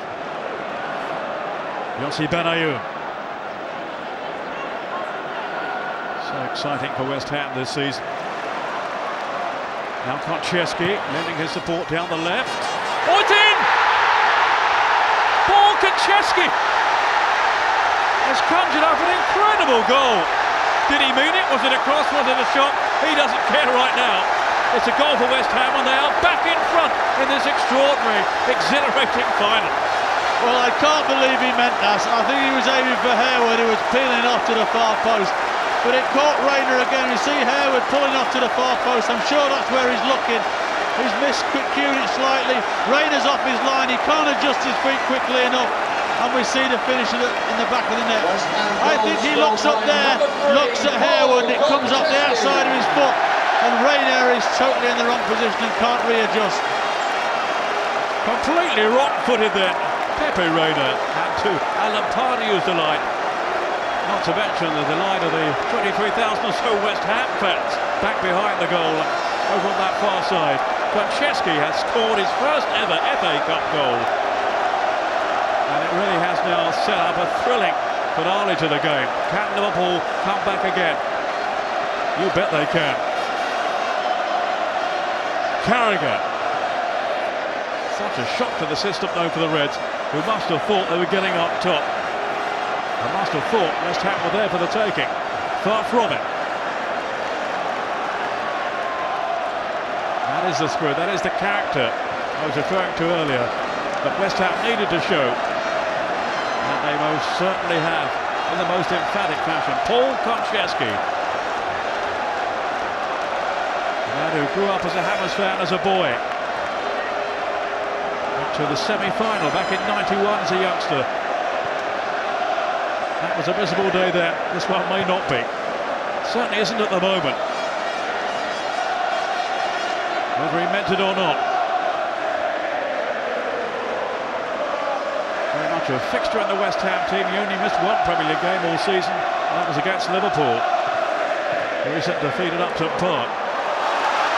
Maybe they were holding him back, keeping him back. There's no holding back Benayoun at the moment. Now it's Ashton. We've got plenty up here. Etherington. And Benayoun just checked then in his stride, didn't go on. And I think Etherington maybe thought he had. Stay with it for a moment, Ray. And it might just be time for you to get a verdict. It's all go here. Harewood, he's offside.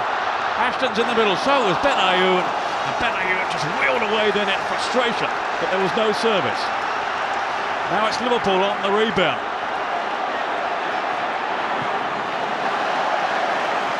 Scaloni racing clear for West Ham. It's so open now. Marlon Harewood.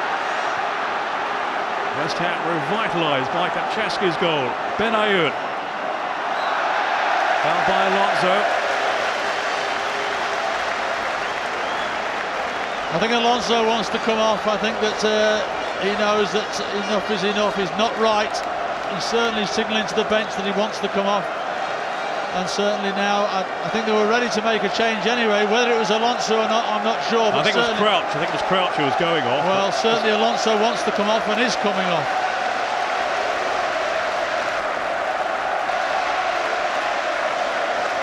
And it's young Kroenke who's replacing him. They've had a rethink over there. Alonso, who remember, had come into the final with a damaged hamstring, a damaged ankle rather. And he's been replaced by Kroenke, who is a defender by trade. Well, what that'll do is Kroenke will come on and play on the right-hand side, and Gerrard will go in the middle of the field now with Sissoko. So obviously Alonso felt something and thought this is not the sort of game to be going on and carrying an injury.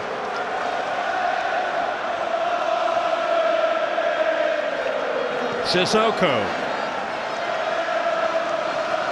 This is Fennon.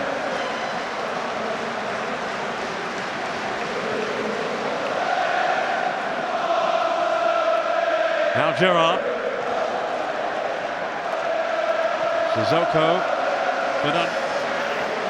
Kroenke, the Dutchman, is further forward over on that right side. In goes Morientes. Beaten in the air though by Anton Ferdinand. Harewood.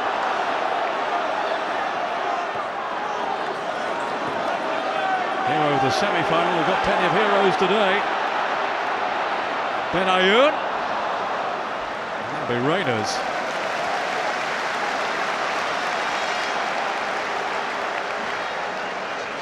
He's getting more and more influential as this game goes on. Benayoun. Real danger with those searching runs. Gabidon. Again, a tower of strength back there for West Ham. Reset. Liverpool really have a match on their hands. Fletcher to Benayoun. As Liverpool begin to gamble, there will be a gap or two for them to exploit the Hammers. Etherington. Konchesky, an unlikely goal scorer. Let's put his team back in front in this memorable final. Konchesky in trouble here against Kroenke. Back to the rescue, Danny Gabidon. What a game he's having back there. Konchesky. Should be Carragher. And then Fennon. West Ham about to make a change over on that far side. Well, I think to be fair, Fraser, they've been trying to make a change for about 5 minutes and the ball just won't go out of play. It's that sort of game. It was Zamora for Ashton. That's what we're hearing anyway. Well, that wouldn't surprise me. You know, Ashton was a doubt. He's done tremendous for 60-odd minutes. And he's bound to be feeling the pace of this game because it is being played at a fast and hectic pace. Rio Coca!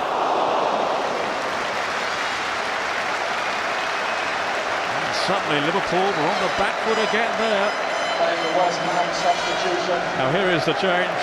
And you can imagine the kind of reception that Dean Ashton is going to receive from the West Ham fans.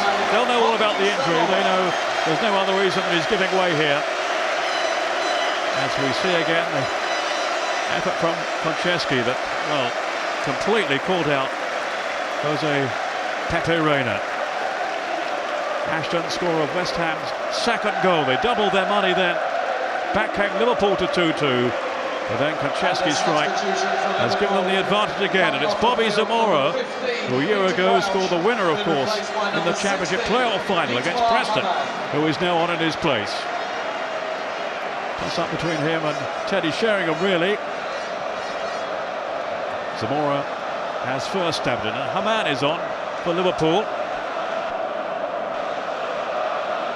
Well, it's another tactical change yet again. It now means that Gerrard looks like he's going to play in behind the front two and let Haman and Sissoko hold in the middle of the field and just give Gerrard really the freedom of the park.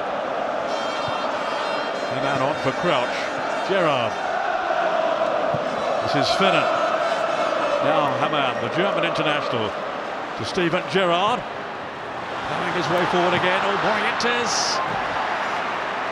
Just a sniff of a chance there for the Spaniard. But West Ham shut that door very quickly, and a lovely balancing act by Alan Pardew, who controlled the ball. I'm not sure if you saw it over on the far side.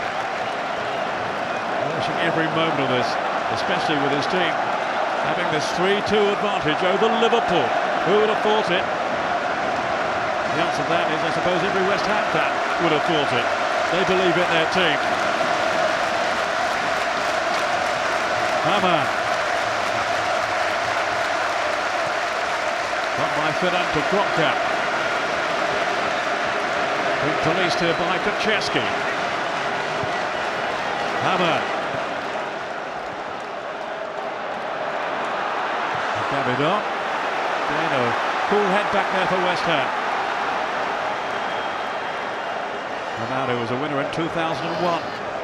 When Liverpool came from behind, remember, soloed on against Arsenal. That double strike from Michael Owen. This is Gerrard.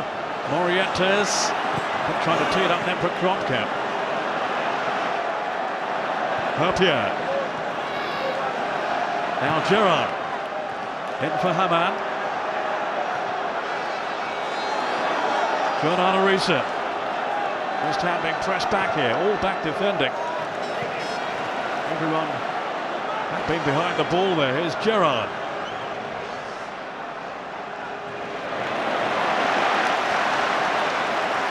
Again, they're very solid defensively. That was Rio Coca this time. Gerrard probing again. Too long for Morientes. And Cisse couldn't get there either. West Ham alert and aware at the back. But it's a Liverpool throw. And they are asking a few questions now. The team in red.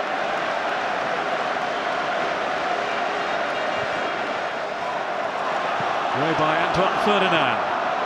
Harewood. Haman was after him.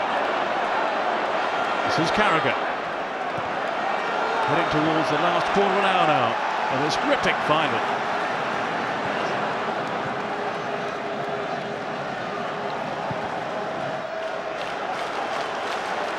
You certainly feel there's still more to come yet,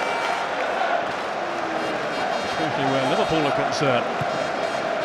Well, you can't really see the rest of the game going without Liverpool creating another clear-cut opportunity somewhere along the line. And it's just a case of whether they can take it or not.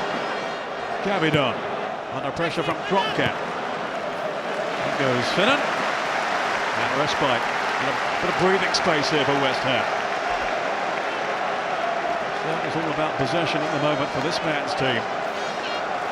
But they are trailing. And he does not look too happy about it. But he's certainly taking nothing for granted. No foregone conclusion, he says. Before the game got underway, but deep down I'm sure he would have thought, look, we're going to win this today. The hottest of favourites. But maybe they reckon without the spirit and determination of this West Ham team. But here's Gerrard now. In for Hamann. Gerrard again.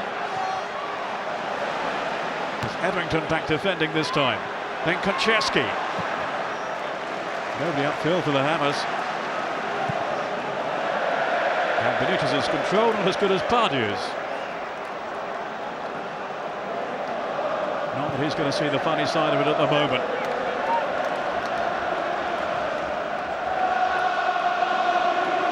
Verpier on to Risa. It's too long for Kroenkamp, but Finance behind him. Gerrard. Always involved, always looking for the ball.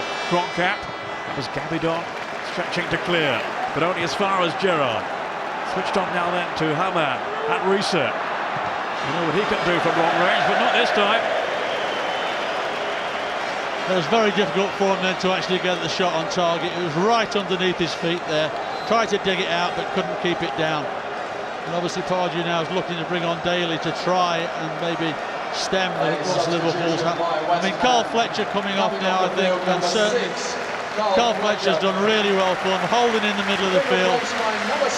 Maybe should have done better with Gerrard's goal, followed him into the box, but apart from that, he's done an excellent job, and obviously Daly's now being brought on to work alongside Rio Coker and make sure that they hold on to this goal advantage they've got.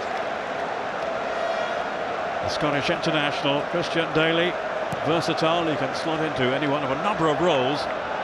He'll be at midfield. They hope to keep things tight for West Ham. But the Irons are under fire here. Cisse, it's only partially cleared as far as Sissoko. Was looked by Benayoun. Risa. Now Hamann. Now Finnan to bend this one in. And there yet again is Gabidon. So much has been soaked up by West Ham around him. Sissoko. Risa. Well, Alan Pardew now has obviously gone, right, we're going to hang on to what we hold, because he's withdrawn Harewood out the front, he's put him on the right-hand side, they've left Zamora up the field on his own, they're playing 4-5-1, and they're saying to Liverpool, OK, can you actually score against us, because we don't think you're capable of it, and we're going to just shut up shop and win this game 3-2. Harewood, it might be against his natural instinct, Alan Pardew, but you can't blame him indeed now for trying to hold on to this.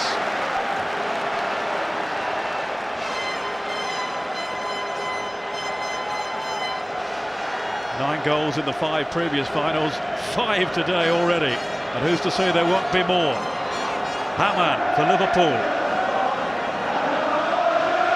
The last man to score at the old Wembley against England, of course, for Germany. Sissoko. And Cisse couldn't get it under control. Frustration again for Liverpool. Only just over 10 minutes now remaining.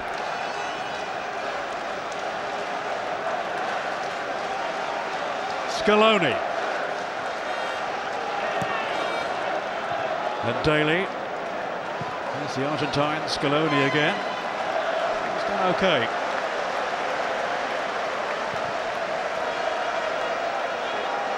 Harewood. Beaten to it though by Risa. Scaloni. Hoisting it forward in search of Bobby Zamora. Now it's Benayoun. He's got forward so quickly in support of the front players. Zamora will be fresher than most. A West Ham fan all his life, Bobby Zamora. They'll be relish just being involved in this final, but it will mean so much more if they can actually win it.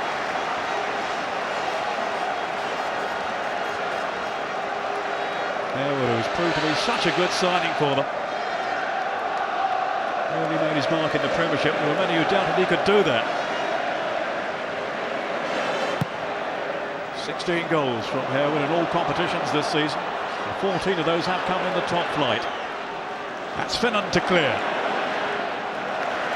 Daly in ahead of Morientes. Haman to Carragher. Now it's Risa. Sissoko. And straight into Rio Coca. That linchpin in midfield for West Ham. Is he going to be the youngest ever captain to lift the trophy? Will Liverpool strike back again to ruin their day? Cisse onto Risa. Cisse again. And he's got wide from Morientes.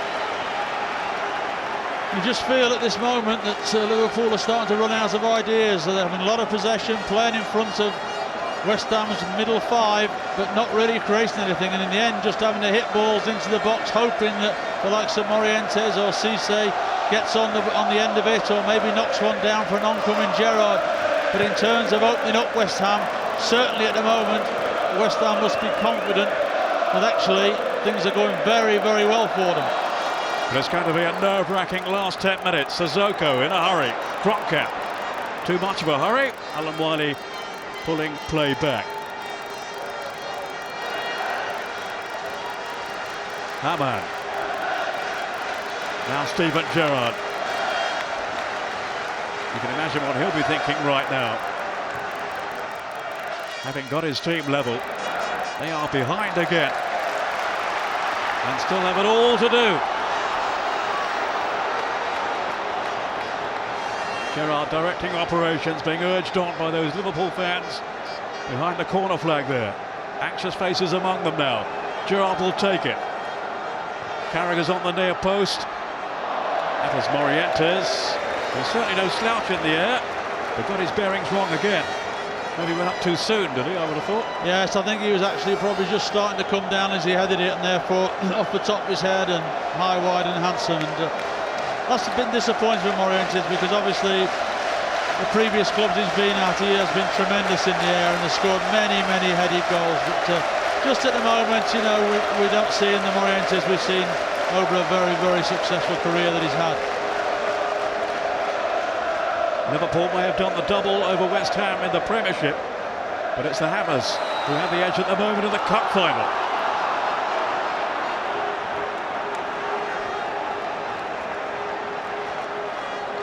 Risa to Sami Hyypiä. Now it's Carragher.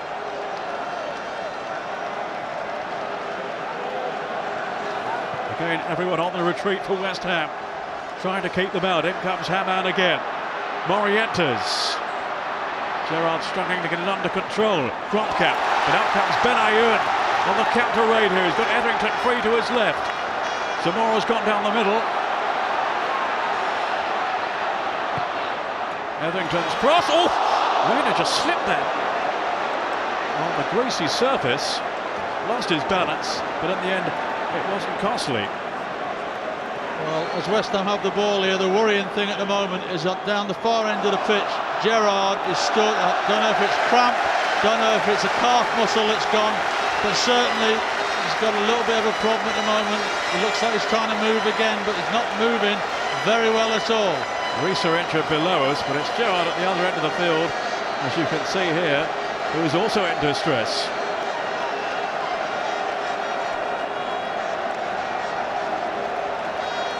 Wild horses, though, I would think will not drag him off. Not now, not with his team in danger of losing this cup final.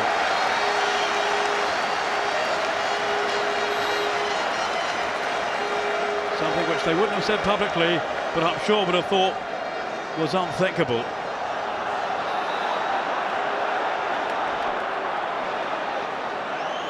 Teddy Sheringham is about to make his entrance. 40 years and 41 days. The oldest FA Cup finalist for 60 years.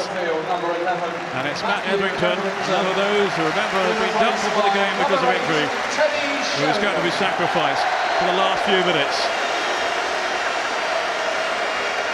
Teddy Sheringham, an FA Cup winner with Manchester United, of course, in the treble year of 1999. He went on as a sub and scored soon after being introduced on that occasion. Can he make an impact again here? Great moment for him. It certainly is, and one that he thoroughly deserves. To play at this level at that age is incredible. To play in the position he plays as well, you've got to look after yourself, you've got to know about the game, and he's done both of those things, and it's been a tremendous advert for the game of football, and one that players should look up to see how to look after yourself. There is hope for you yet. Probably not. Here is Sheringham now. All he'll be thinking about is his team defending this slender lead for the remaining minutes. Well, he'll just play in the centre of the field there. Benyuin will go out on that left-hand side, Phil Etherington's spot, and they'll still continue with a 5 in the middle of the field, but Teddy will be the one that will be playing more central and probably just slightly in advance of Daly and Rio Coca. Herpia to Risa. Sheringham was such a clever player.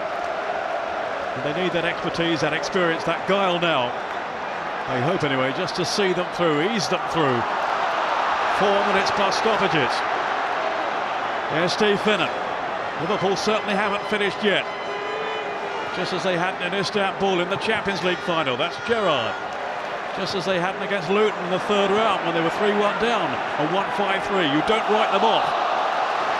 And that's handball by Sheringham. Yeah, and I think it's right as well. I think that when the ball bounced up, it was possibly unintentional, but it certainly bounced up and hit his hand. He did gain advantage from it. I didn't send you on to do that, says Alan Pardew.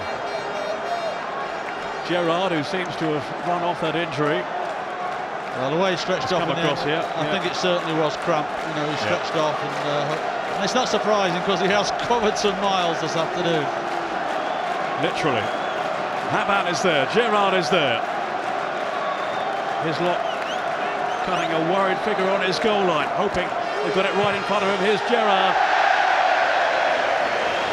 I think he's claiming a corner somehow, but it certainly wasn't. Goal kick and that huge roar of relief from the West Ham fans. Sensing this might yet be their day. Alan Pardew gesturing to them over on the far side. Keep it going, get behind us. Let's hear the Hammers roar. While the Liverpool fans do their best to respond and lift their team. There is still time to save it. FA Cup final, 71,140.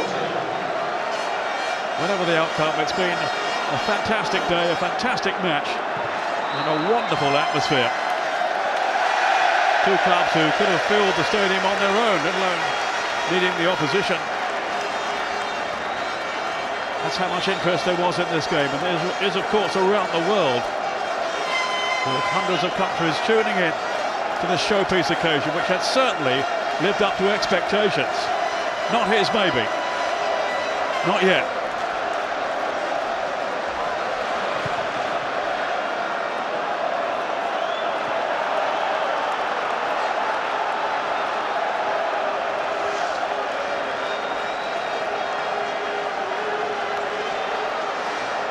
Herpia launching it long towards Morientes. Kromkamp got in there ahead of Konchesky. Scaloni under pressure from Cisse. Scaloni again. There's an injury to Cisse, which is why sportingly he played it out. There will be 4 extra minutes after the 90, maybe more than that now.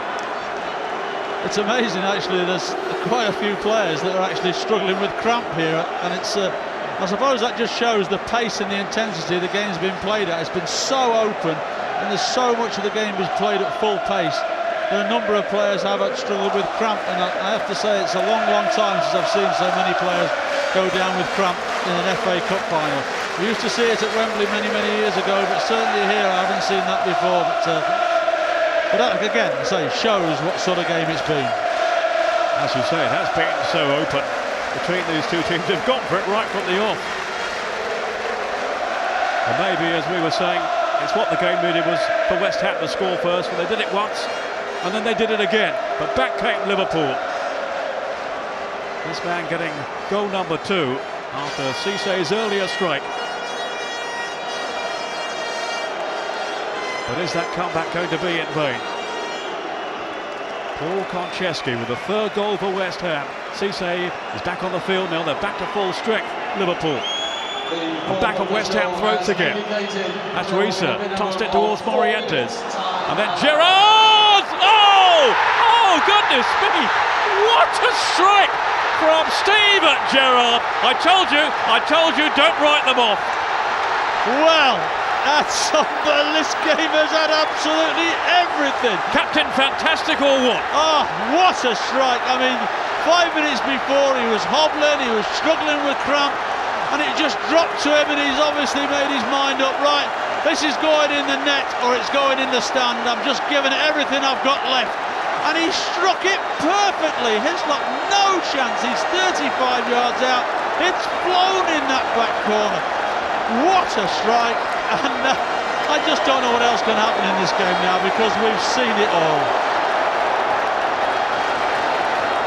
There is so little more you can say about that.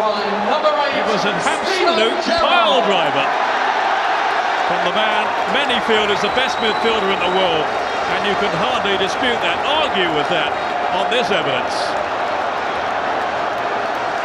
He has dragged his team single-handedly back into this game yet again. Sheringham. Free kick to West Ham, just outside the box, conceded by Herpia.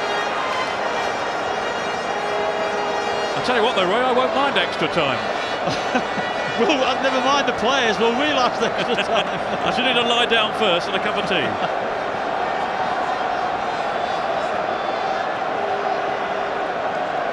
We are now into stoppage time, 4 minutes at least. Sheringham is there.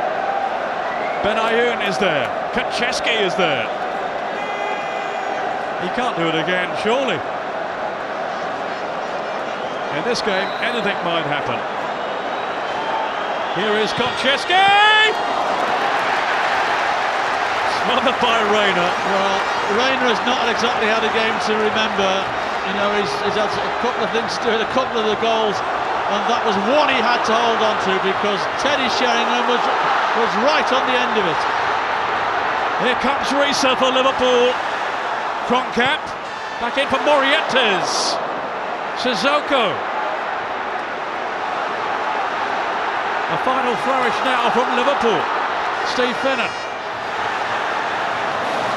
And it's gathered in by a very relieved Shaka Hislop. Bowled out to Harewood. What a game. Benayoun. You wouldn't want to miss this one for the world.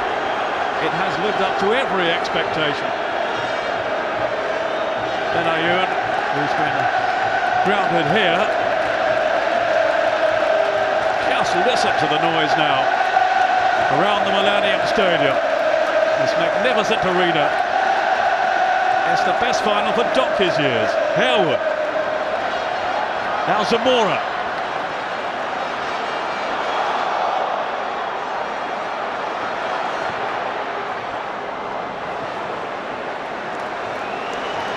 Take a breath, Ray. Well, I'm just looking at the play. Steve Finnan's struggling with a groin injury as well. He's been stretching over the far side. He's holding his left groin there. He's not moving well at all, so there's a problem there as well, which, you know... I'd keep him out there on one leg. Half a leg. Hamann. He is absolutely incredible, Steven Gerrard. Kroenkamp.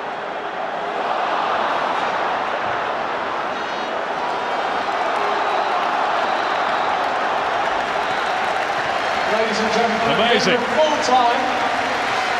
3-3. 90 minutes, it is Franceschi thought he'd won it for West Ham. But back came Steven Gerrard with that awesome strike. Just look at this. FA Cup will be decided by penalty kicks. Well, how does it go from here? That's what he's wondering. Must have thought his team were going to do it at that stage, but is that now a really huge psychological blow, Ray, or what? Well, certainly it was. I'm sure when he put Teddy Sheringham on with what 10 minutes to go, 8 minutes to go, that he wasn't expecting Teddy to have to play extra time as well. But it's happened, and it's now, you know, this is where the managers earn their money in terms of what they're going to say to those respective 11 players to get them through this last 30 minutes and make sure that one of them comes out winners, or we go to the penalty situation that we had last year. Liverpool 3, West Ham 3. It's all down to extra time.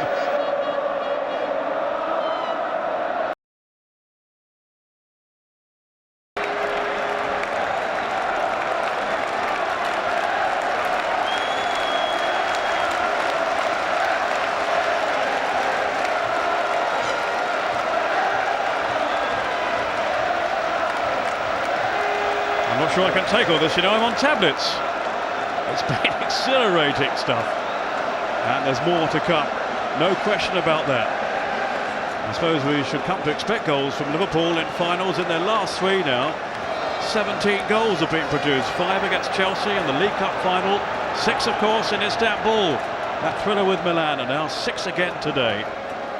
And it really would take a brave man to forecast which way it's going to go from here, but I have one alongside me, Ray Clements.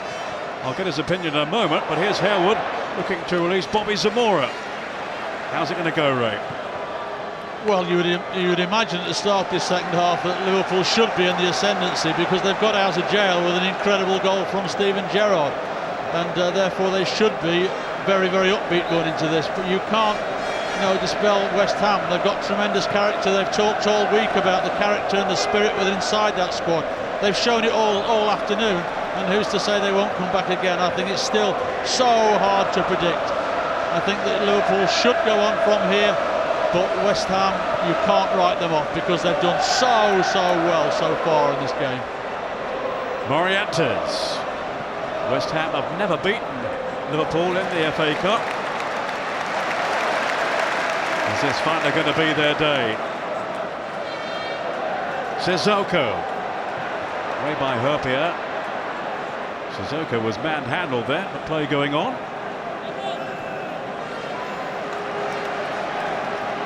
So much incident, so much to talk about, and he thought his team had done it. Only minutes away from winning the FA Cup for the first time since 1980, when Trevor Brooking bent low to head home the winner against Arsenal.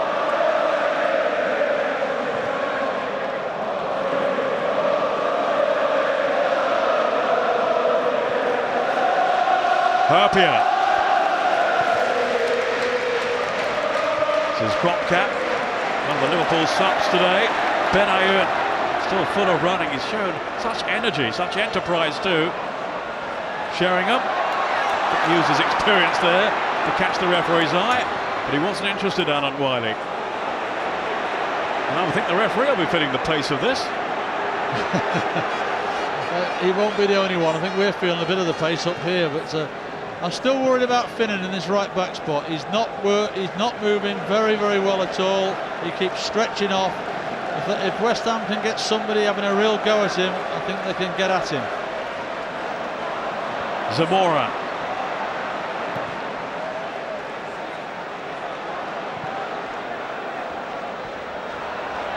That's a chuck surely by Benayoun. Will be a free kick to Liverpool. I suppose in this extraordinary game you certainly wouldn't rule out Teddy Sheringham scoring and becoming the oldest ever scorer in an FA Cup final. It's been that sort of afternoon. And you certainly wouldn't rule out either a Steven Gerrard hat-trick. This is his free kick. Morientes was shaping up there for a strike on goal. Sissoko. Herpier, who stayed up there. Play by Kotcheski.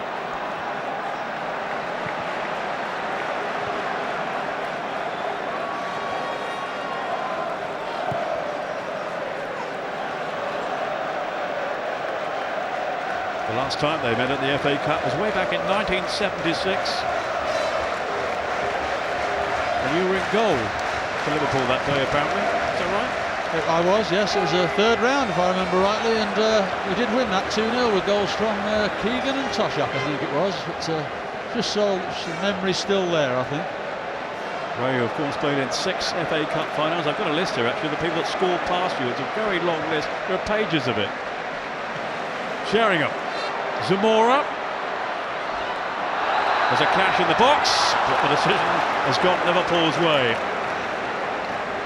And now Carragher's gone down with cramp now, and again, you don't find a fitter person than Carragher. And even it's very rare you see defenders going down with cramp in games, but even he's struggling with cramp. A bruised ego earlier on when he conceded that own goal, but he's bounced back, shown his character, as have the whole Liverpool team, and in particular, of course, Captain Marvin out there. Steven Gerrard. One of the greatest strikes, surely, in FA Cup final history. It flew past Xhaka Hislop. There was absolutely nothing he could do. Daly. Kotcheski to Benayoun. Finnan really is struggling. He might get a run on him here. All 3 substitutes have been used, remember. So Finnan has to stay out there. Hammer. Gerrard.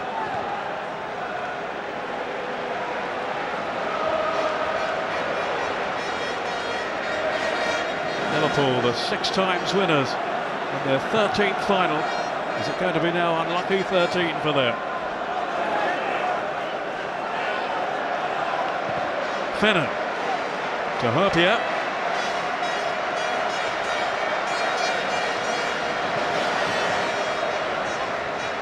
Sissoko swapping passes with Morientes. Is Gerrard to Haman.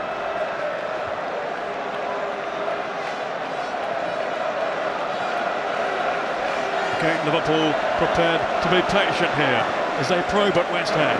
Sissoko, another who's covered so much ground. He's so combative and aggressive in the midfield.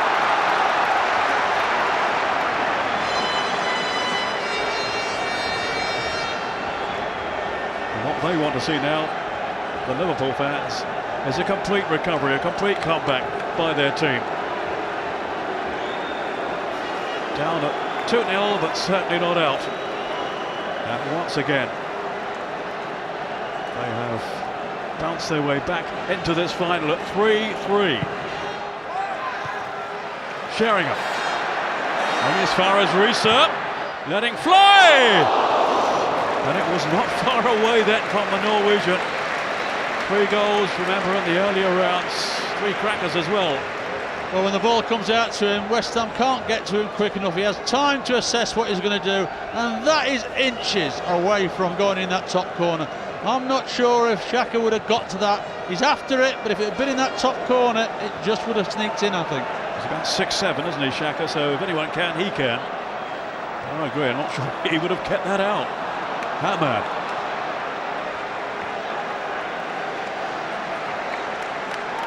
Now Risa. Decent ball as well for Kropka. Kotcheski was struggling.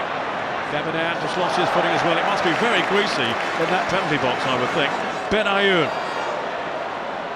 He's played with such zest for West Ham today. But it's a Liverpool throw, despite his protest to the contrary. The Israeli came to West Ham on the recommendation of Isle Berkovic, the former Hammer. And he's been a big success, a revelation really. Signed from Racing Santander in Spain.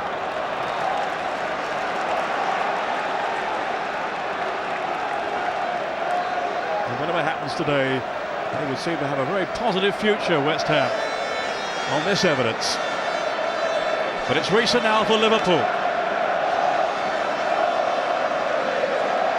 3rd place in the Premiership Now they want a prize, a trophy, to round off their season. Morientes.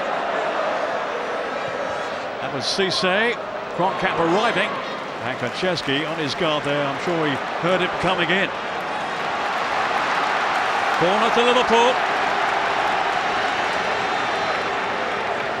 And that will be the signal for Herpia to come up from the back.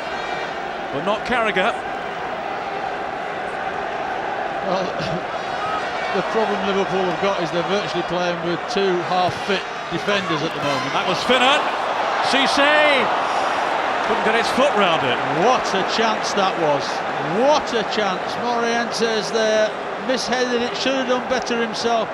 Cisse totally free, just needed a good first touch and it would have been a strike on goal and should have scored.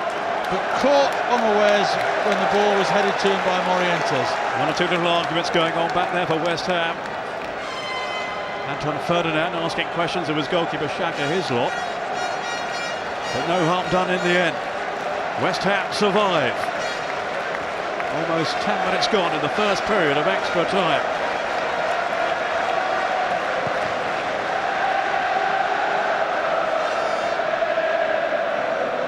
Finnan. He certainly isn't moving too freely. Could barely run. Well, Liverpool have got Carragher, they've got Finnan, and Steven Gerrard is still keeps stretching off. He just asked Morientes to go back into the middle of the field there for him for 5 minutes because he just felt he couldn't get back there. Risa.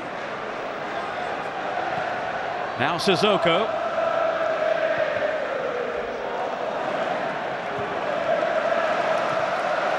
Steve Finnan. Barely mobile. I'm more mobile than him. I've got gout at the moment. Well, Here's Kroenkamp. that might be taking it a little bit far. That's Finnan. Towards Cisse. Now Morientes.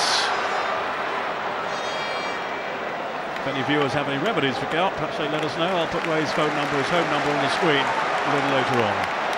There's only about 2 billion watching. Here's Daly.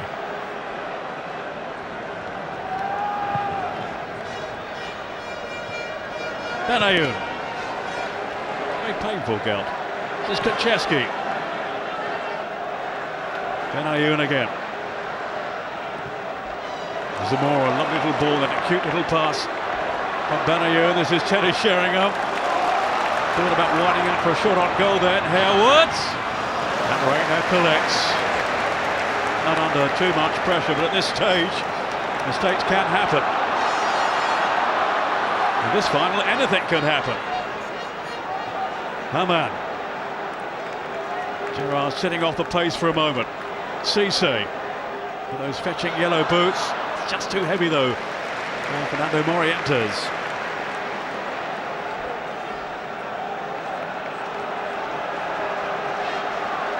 Now Daly. Maybe Zamora prepared to go for this one. Although Sheringham is up as well. And Zamora left his leg trailing there. Bit of a jokey character in the dressing room, Zamora, but nothing funny about that tackle then. On Risa, it's just been spoken to, but no more than that by Alan Wiley. It's tense. It's very, very tense. And at the moment, we're heading for another penalty shootout. The first one, of course, last year ever. Goalless between Manchester United and Arsenal. And it was the Gunners who came through in the end. Gerrard. Kroenkamp. He's done some good work down this right side since coming on. Finnan. Now it's Haman. Gerrard. Daly was very tight. I think he saw it coming then, in fairness, Steven Gerrard, but he's got the free kick. Yeah, I think definitely there, he used all his experience there. A little look over his shoulder as the ball was being played in. He sees him there, puts his body in front of Daly, and Daly falls for it. Rafa Benitez says he really has matured as a player, Steven Gerrard. And there was evidence of that, I think, on that occasion. He knew what he was doing. And he's earned his team a decent opportunity here. Gerrard, of course, wants to be involved. Hamann alongside. Xhaka prancing on his line. Here is Gerrard. Looking for Herpier, but not finding him. But here's Herpier now, the Finnish international. Oh, Sami Herpier! Well, that would have been everything. And any forward would have been pleased with that tight little turn. He looked to be in a corner as it's knocked out here. He looks to be in all sort of problem. He surely can't turn. He's turned inside out, knocked it onto his right foot, and that's inches away. Agonisingly close then from Herpier, who scored his first FA Cup goal ever in the 7-0 win at Birmingham. Very early on too, as I recall. Only inches away then from what might have been a dramatic winner for Liverpool. Cisse is now in big trouble. He's limping over on the far side. Well, you have to say physically West Ham are looking the better side at the moment, because we've got Cisse, who looks like he's got a problem with his hamstring. You've got Finnan, who's definitely got a groin problem. You've got Gerrard, who is having little bits of cramp, and you've got Carragher at the back, who's also struggling when he's really being pushed. So physically they're the best, but can they take it on to actually put Liverpool under pressure in the last third of the field, which they haven't done in this first period? Not that way from Yossi Benayoun. Zamora had gone the other way, if anything. Now Cisse is clearly in distress. He'll have to soldier on. Teddy Sheringham. Really sound defending by Carragher, but he's gone to ground now. There's nobody fit and running out there. So at the end of apart from Teddy. He looks the freshest. The score remains Liverpool. That's great stuff though. Half time in extra time. And some urgent treatment, repairs needed here. Massage a few limbs and ready the players for one final assault, one last 15 minutes here. But there are, Ray Clement, some really tired bodies out there, no two ways about that. No, without a shadow of a doubt. And I say Liverpool, always renowned for their fitness and being able to go through right the way to the end. They're going to really be tested now, because they've definitely got 4 players out there who are struggling either with little niggles in muscles or are cramping up. And they've got to get through another 15 minutes somehow, and that the spirit within them is going to have to be shown yet again. West Ham are on their feet, they're all together, they're looking as fresh as you can look at this stage in extra time. But it's whether West Ham can get Liverpool's back 4 under pressure. And as I say, they didn't do it in the first 15 minutes. And if they can't, then it could well be that we'll see the penalties again. Sent down a signal, that's what Alan Pardew is saying. He's got his players straight back out there, ready to show Liverpool they are up for this. I think that's Cisse's leg here. It's been bandaged up. Oh, what a day. West Ham, who would so love, of course, to provide a fitting memorial for those 2 Hammers heroes from recent times who sadly passed away this year. Ron Greenwood, manager of the 1964 FA Cup winning team, and his successor John Lyall, who led the Hammers to FA Cup triumph in 1975 and again 5 years later. Or will this be Liverpool's afternoon in the sun? Herpier. Now Sissoko, who is taking a gamble, incidentally, by not wearing protective glasses for that eye injury. Morientes. Kroenkamp free away to his right. Franceschi wasn't really tight on him, it's Kroenkamp. And maybe the wrong man in that threatening position, although he did have 2 in the middle in Cisse and Morientes. Well, he actually had time there. He's broken through there. He's in a great position to have a strike on goal. But if he'd actually looked up, he might have had another touch, knocked it forward, squared it, and Morientes and Cisse were arriving in the box. But nothing wrong with him having a go there, just couldn't get it on target. Liverpool fans out of their seats behind the goal. But back in them now, wincing at what might have been. Harewood. Sheringham won't get there though before Sami Herpier. Sure-footed at the back for Liverpool. That was Daly's header. It's gone astray though to Gerrard, who might shoot from anywhere. Cronkap. Cissé's in the box. So is Morientes. No real response though from Cissé,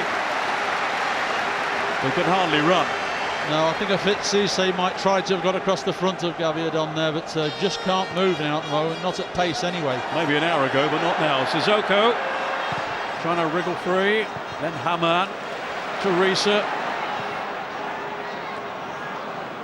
Liverpool defender straining every sinew to keep Liverpool out, and this is Yossi Benayoun.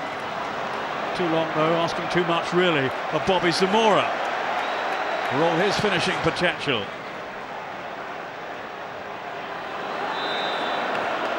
Another Bobby Zamora who's shown what he can do at the top level this season, answering his critics. Didn't really get too many opportunities with Tottenham. He only played half a dozen times, at least in terms of starting matches at White Hart Lane. But he has made an impression with West Ham. Harewood, now Scaloni. Goal kick. It must have come off the Argentine. He was challenged then by Sissoko, who is also limping. Well, Sissoko's put some miles in as well. He's really been the one in the middle of the field who's driven everybody on, has won it, kept it simple, and has allowed the likes of Gerrard to go forward and be more creative for them.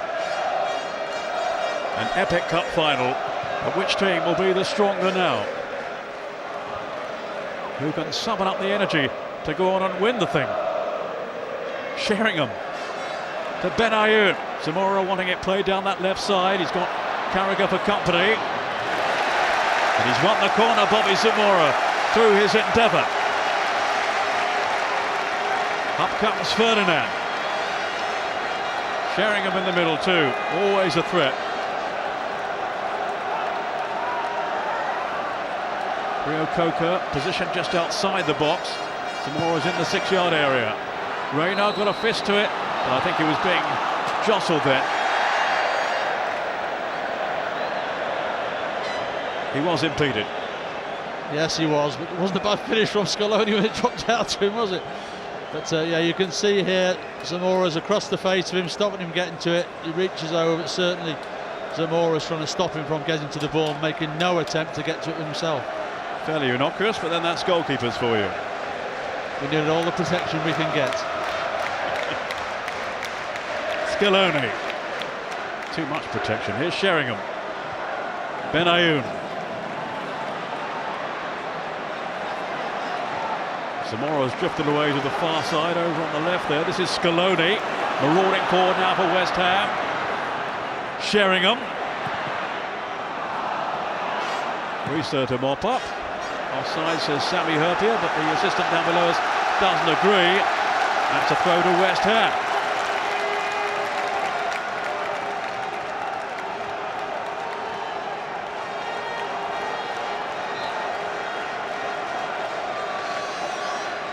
Christian Daly. That was Morientes lunging out a leg. Anton Ferdinand. Gerrard got a bit sloppy, pressurised then by Sheringham, but it's Haman who comes away with the ball.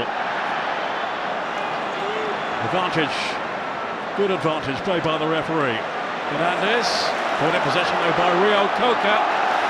Goodness, he's got some tackles in today. Sissoko. Gerrard is down injured. There's about 4 of them injured at the moment. There are very few standing out there. Cronkap, Gaviadon stretching. Christian Daly. I'm exhausted watching. And Risa Sporting has gone across here to the West Ham player who's down. Meantime, there's help for Gerrard from Hyypiä.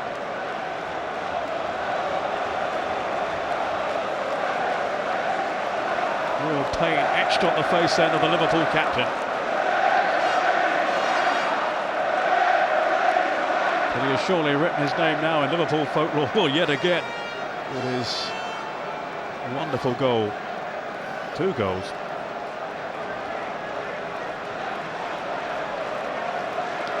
And he'll have to carry on. for the last few minutes. Harewood. Some attention for him as well. Like a casualty ward out there. Sissoko with a challenge on Harewood that sent him flying to the ground.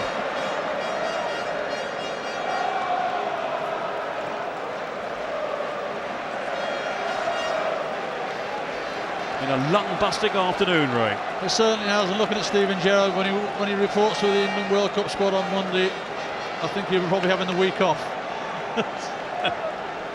I need a week off. And he's grafted so hard, Marlon Harewood.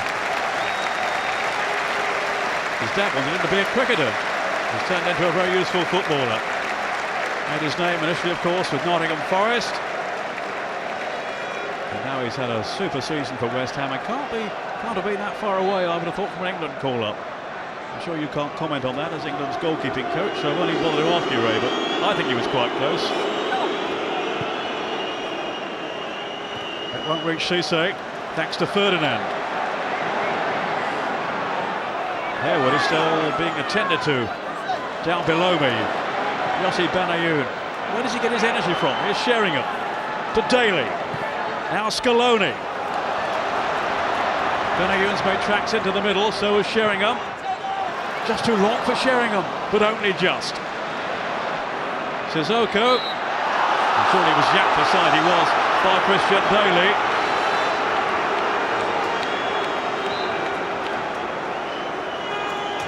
Seven minutes to go as Harewood limps back on valiantly. Hardly worth the effort. He can't contribute.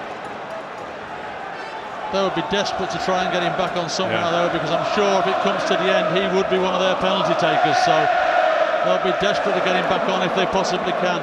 And in this Roy of the Rovers game, they'll go and hit the winner. Sissoko. Carragher. Still no sign of Harewood returning. His boots off now.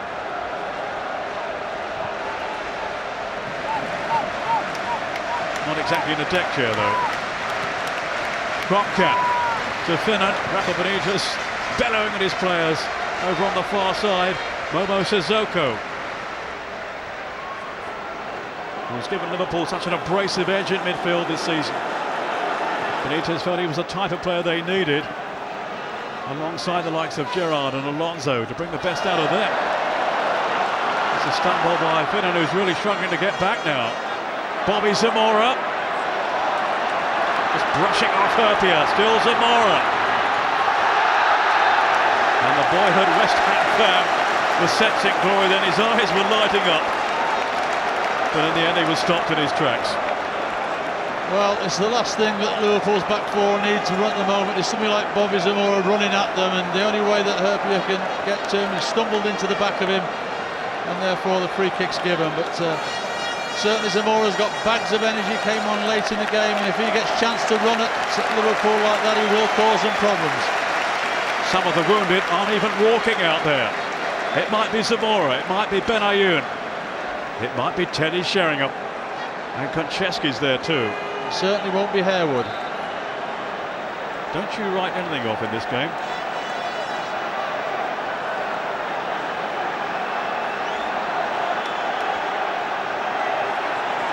Remember, Alan Pardew got the winner in the semi-final for Palace against Liverpool once.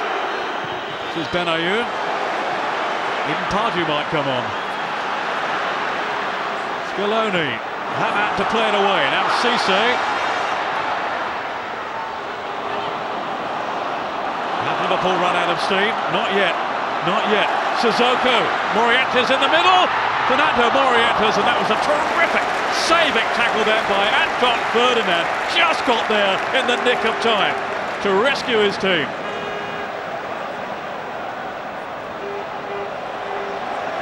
Fernandez on the prowl, was waiting to pounce. Now he's injured as well. Is the referee all right? He is. Everybody else has gone. Finnan. Haman. Sheringham was after him. Here's Morientes. Sissoko. 3-3, it could have been 6-6. Wonderful stuff. Hamann.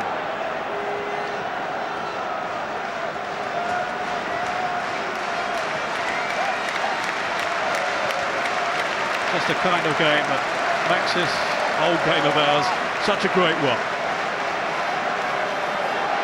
Well, as you say, Peter, when you see games like this, you realise why you're involved in this game, and these are the games you want to see, and it gives you that buzz that proves that this game of football is the best game in the world, without a shadow of doubt. It takes you through so many emotions. Konchesky. The 125th FA Cup final has been a treasure.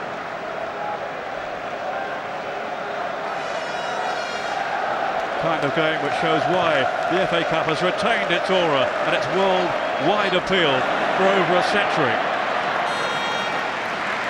Is there yet to be a sting in the tail, an extraordinary tale in Cardiff's Millennium Stadium this afternoon.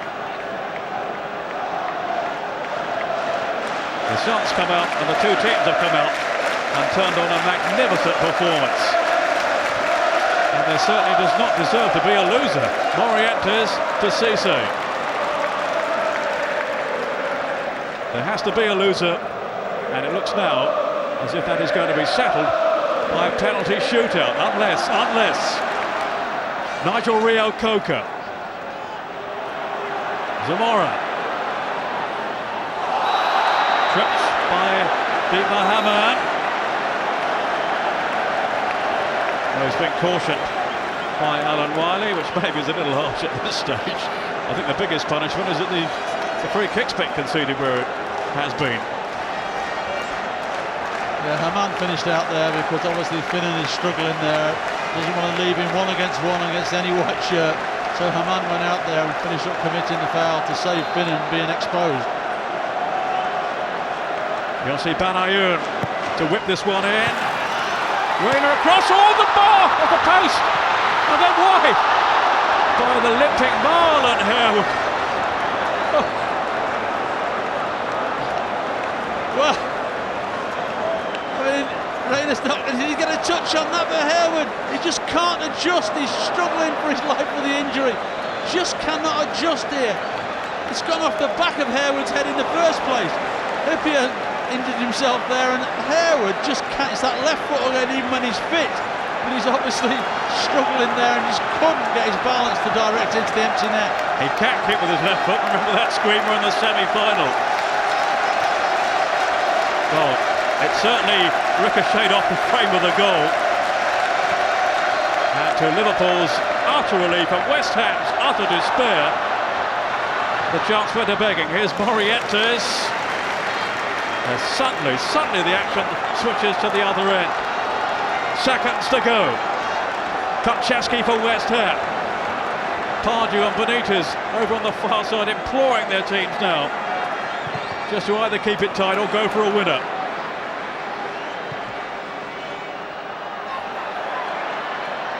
Zamora. Sissoko's now gone down. Again, doesn't surprise me. Just the work he's put in. I mean, he's probably covered more miles than anybody on the Liverpool side, and it's got to him, and he just cannot put one leg in front of the other at the moment. One extra minute, as if we haven't had enough drama already, and there's plenty more to come if it does go to the shootout. No fears for Liverpool, and I'm sure Alan Pardew has his team well prepared as well. Did this come off Harewood or was it Reo-Coker? Hard to see, but Reina was really stretching. I'm not sure if he got his fingertips to that or not. But a major let off for Liverpool. He did get his hat to it. He did, yeah. It was a tremendous touch, it really was. But it still has left to this man Harewood here. There's an empty net there virtually. Just needs to get it on target. And just through the injury, no other reason, just could not get his balance.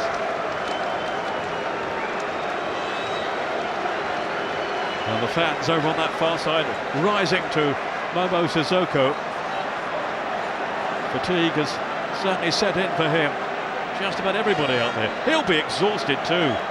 Rafa Benitez.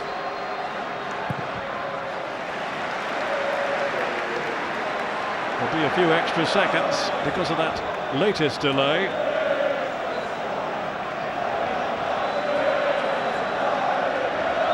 Bobby Zamora.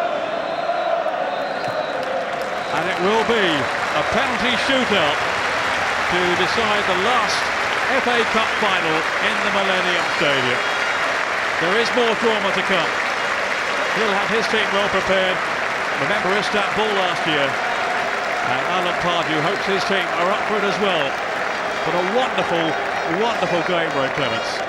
Well, it certainly was, and as the final whistle went there, the whole stadium stood up, both sets of supporters, and applauded, because both their teams, you know, they've given everything they possibly can. We've seen everything that's good about English football this afternoon and everything that's good about the FA Cup. It really has been an incredible game.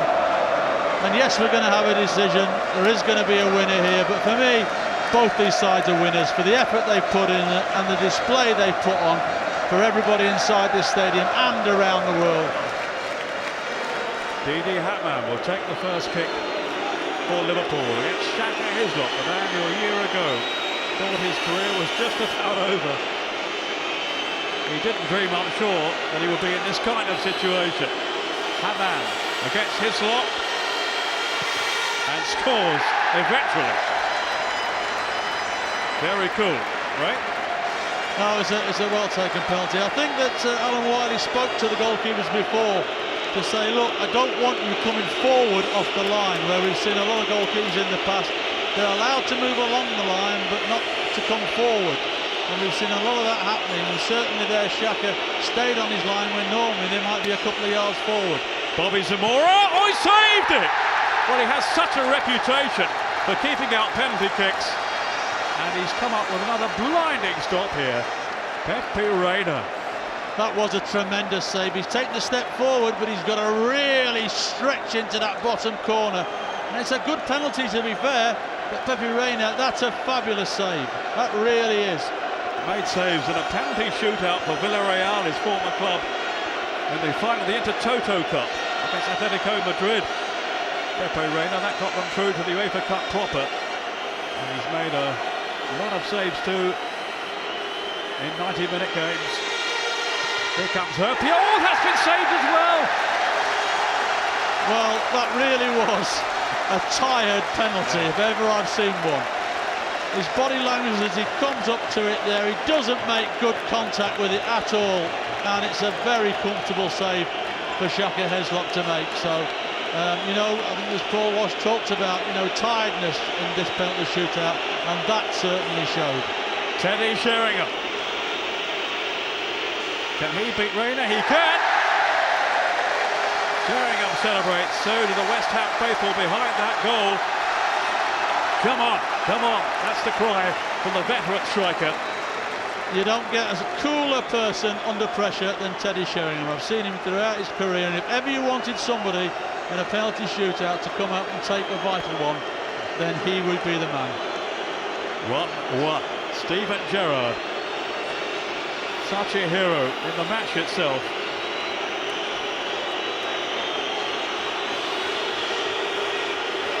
Eyes staring, focused, and he scores.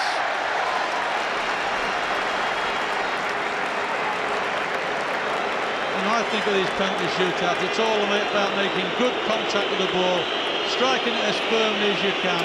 If you try and be clever at these penalty shootouts, I think goalkeepers will suss you out, and they've got chances of making saves against you. But when they're hit with the sort of power Gerrard hit the ball then, you've got no chance even if you go the right way. Kaczewski. Reina again. I'm not sure it was right back on his line.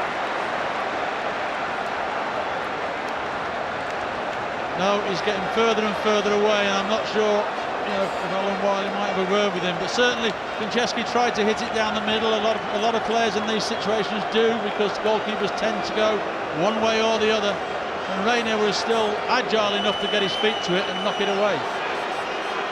Alan Pardew fears the worst. John Arnorisa, the spotlight is on him now. Confronting him is Xhaka Hislop. It was too strong. from Risa.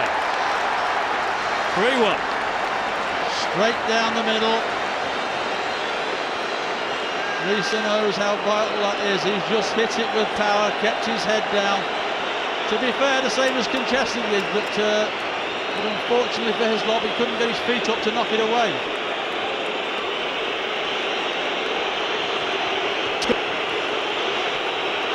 It's Ferdinand, saved again by Reina, and Liverpool have won the FA Cup. Pepe Reina may not have had the best of days in the match itself, but goodness me, he has been a hero in the penalty shootout, and it's Liverpool's day after all. Well, as you rightly say, I'm sure Pepe Reina will look at his 90 minutes and think, that's probably one of the most inconsistent games I've had this season for Liverpool. But when it mattered in the penalties, he came up with trumps. And certainly 2 of the 3 saves he made was absolutely magnificent and deserves all the praise now that he's getting from his teammates. Wild celebrations, and he's the man of the moment. Ferdinand's kick kept up by Reina. He gets the right way. Was that 3 saves? 3 saves. The first one was tremendous. The second one was maybe a little bit fortunate. That one there, certainly, I think Anton Ferdinand would say that he didn't hit it as well as he'd like to have done. But Reina's still got to go the right way, and he's still got to get something on it. And he did it, and full credit to him. The FA Cup is heading for Merseyside. Winners of the first final here at the Millennium Stadium 5 years ago, and now they've won the last one as well. But goodness me, there was some drama along the way, and he will be a very, very relieved man. And, well, no wonder. Absolute despair and dejection for those who have followed the team in claret and blue. Very much the underdogs, but 2 goals up at one stage. Back came Liverpool, a thrilling match, and then the final drum with a penalty shootout, which has gone Liverpool's way. Such bitter disappointment for Alan Pardew and his team. Their first FA Cup final since 1980, winners as the underdogs that day, but not this time. Alan Harewood, who worked so hard, as Liverpool extend their winning sequence to 12 games and present Rafa Benitez, their likeable and much respected coach, with his first domestic trophy at the end of an extraordinary afternoon. It's finished Liverpool 3, West Ham 3, but Liverpool win 3-1 on penalties. So now, ladies and gentlemen, please an unforgettable afternoon, and in truth, and I'm sure all of you watching around the world will agree with me, there are no losers today. This has been a memorable final, and all credit to West Ham for the part that they have played in it, as Nigel Reo-Coker, their young captain,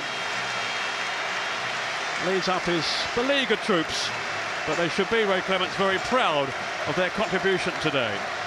Well, you just got to look at the stadium. The whole stadium is up. Every Liverpool supporter is applauding West Ham's efforts. Every single one. As West Ham fans have stayed because they know how much effort these lads in white have put in. And the Liverpool fans are full of praise for them as well, because everybody, they know how hard they've pushed Liverpool. They've pushed Liverpool to the very, very limits in terms of it was Liverpool who looked physically the side that were more tired in the end. They're not the winners, but to every West Ham fan, they can be going back down that motorway tonight being very, very proud of their team's efforts. A big consolation too, of course. They will be in Europe, they will be in the UEFA Cup next season for the first time in almost 30 years, because of course Liverpool will be playing in the Champions League. But it's wonderful to see the response and reception given to the West Ham players by, as Ray was saying, they're all the Liverpool fans as well, all rising as one to salute West Ham and their contribution. Well, you look at the Liverpool players walking up here. walking? Hobbling, struggling to get up those stairs. That is a measure of how much these players have put in today, how much they have grafted. Sammy Herp here, who back at the start of the season didn't think he'd be involved in another major final, I'm sure. Pepe Reina, the hero then of the shootout, but so many heroes from both teams in this epic FA Cup final. It's always going to be hard for Alan Pardew and his West Ham team, but 2-0 up, they must have thought they had a wonderful chance of winning it. Cisse, another who can hardly struggle there along the rostrum. And Steven Gerrard, what a hero, the Players' Player of the Year.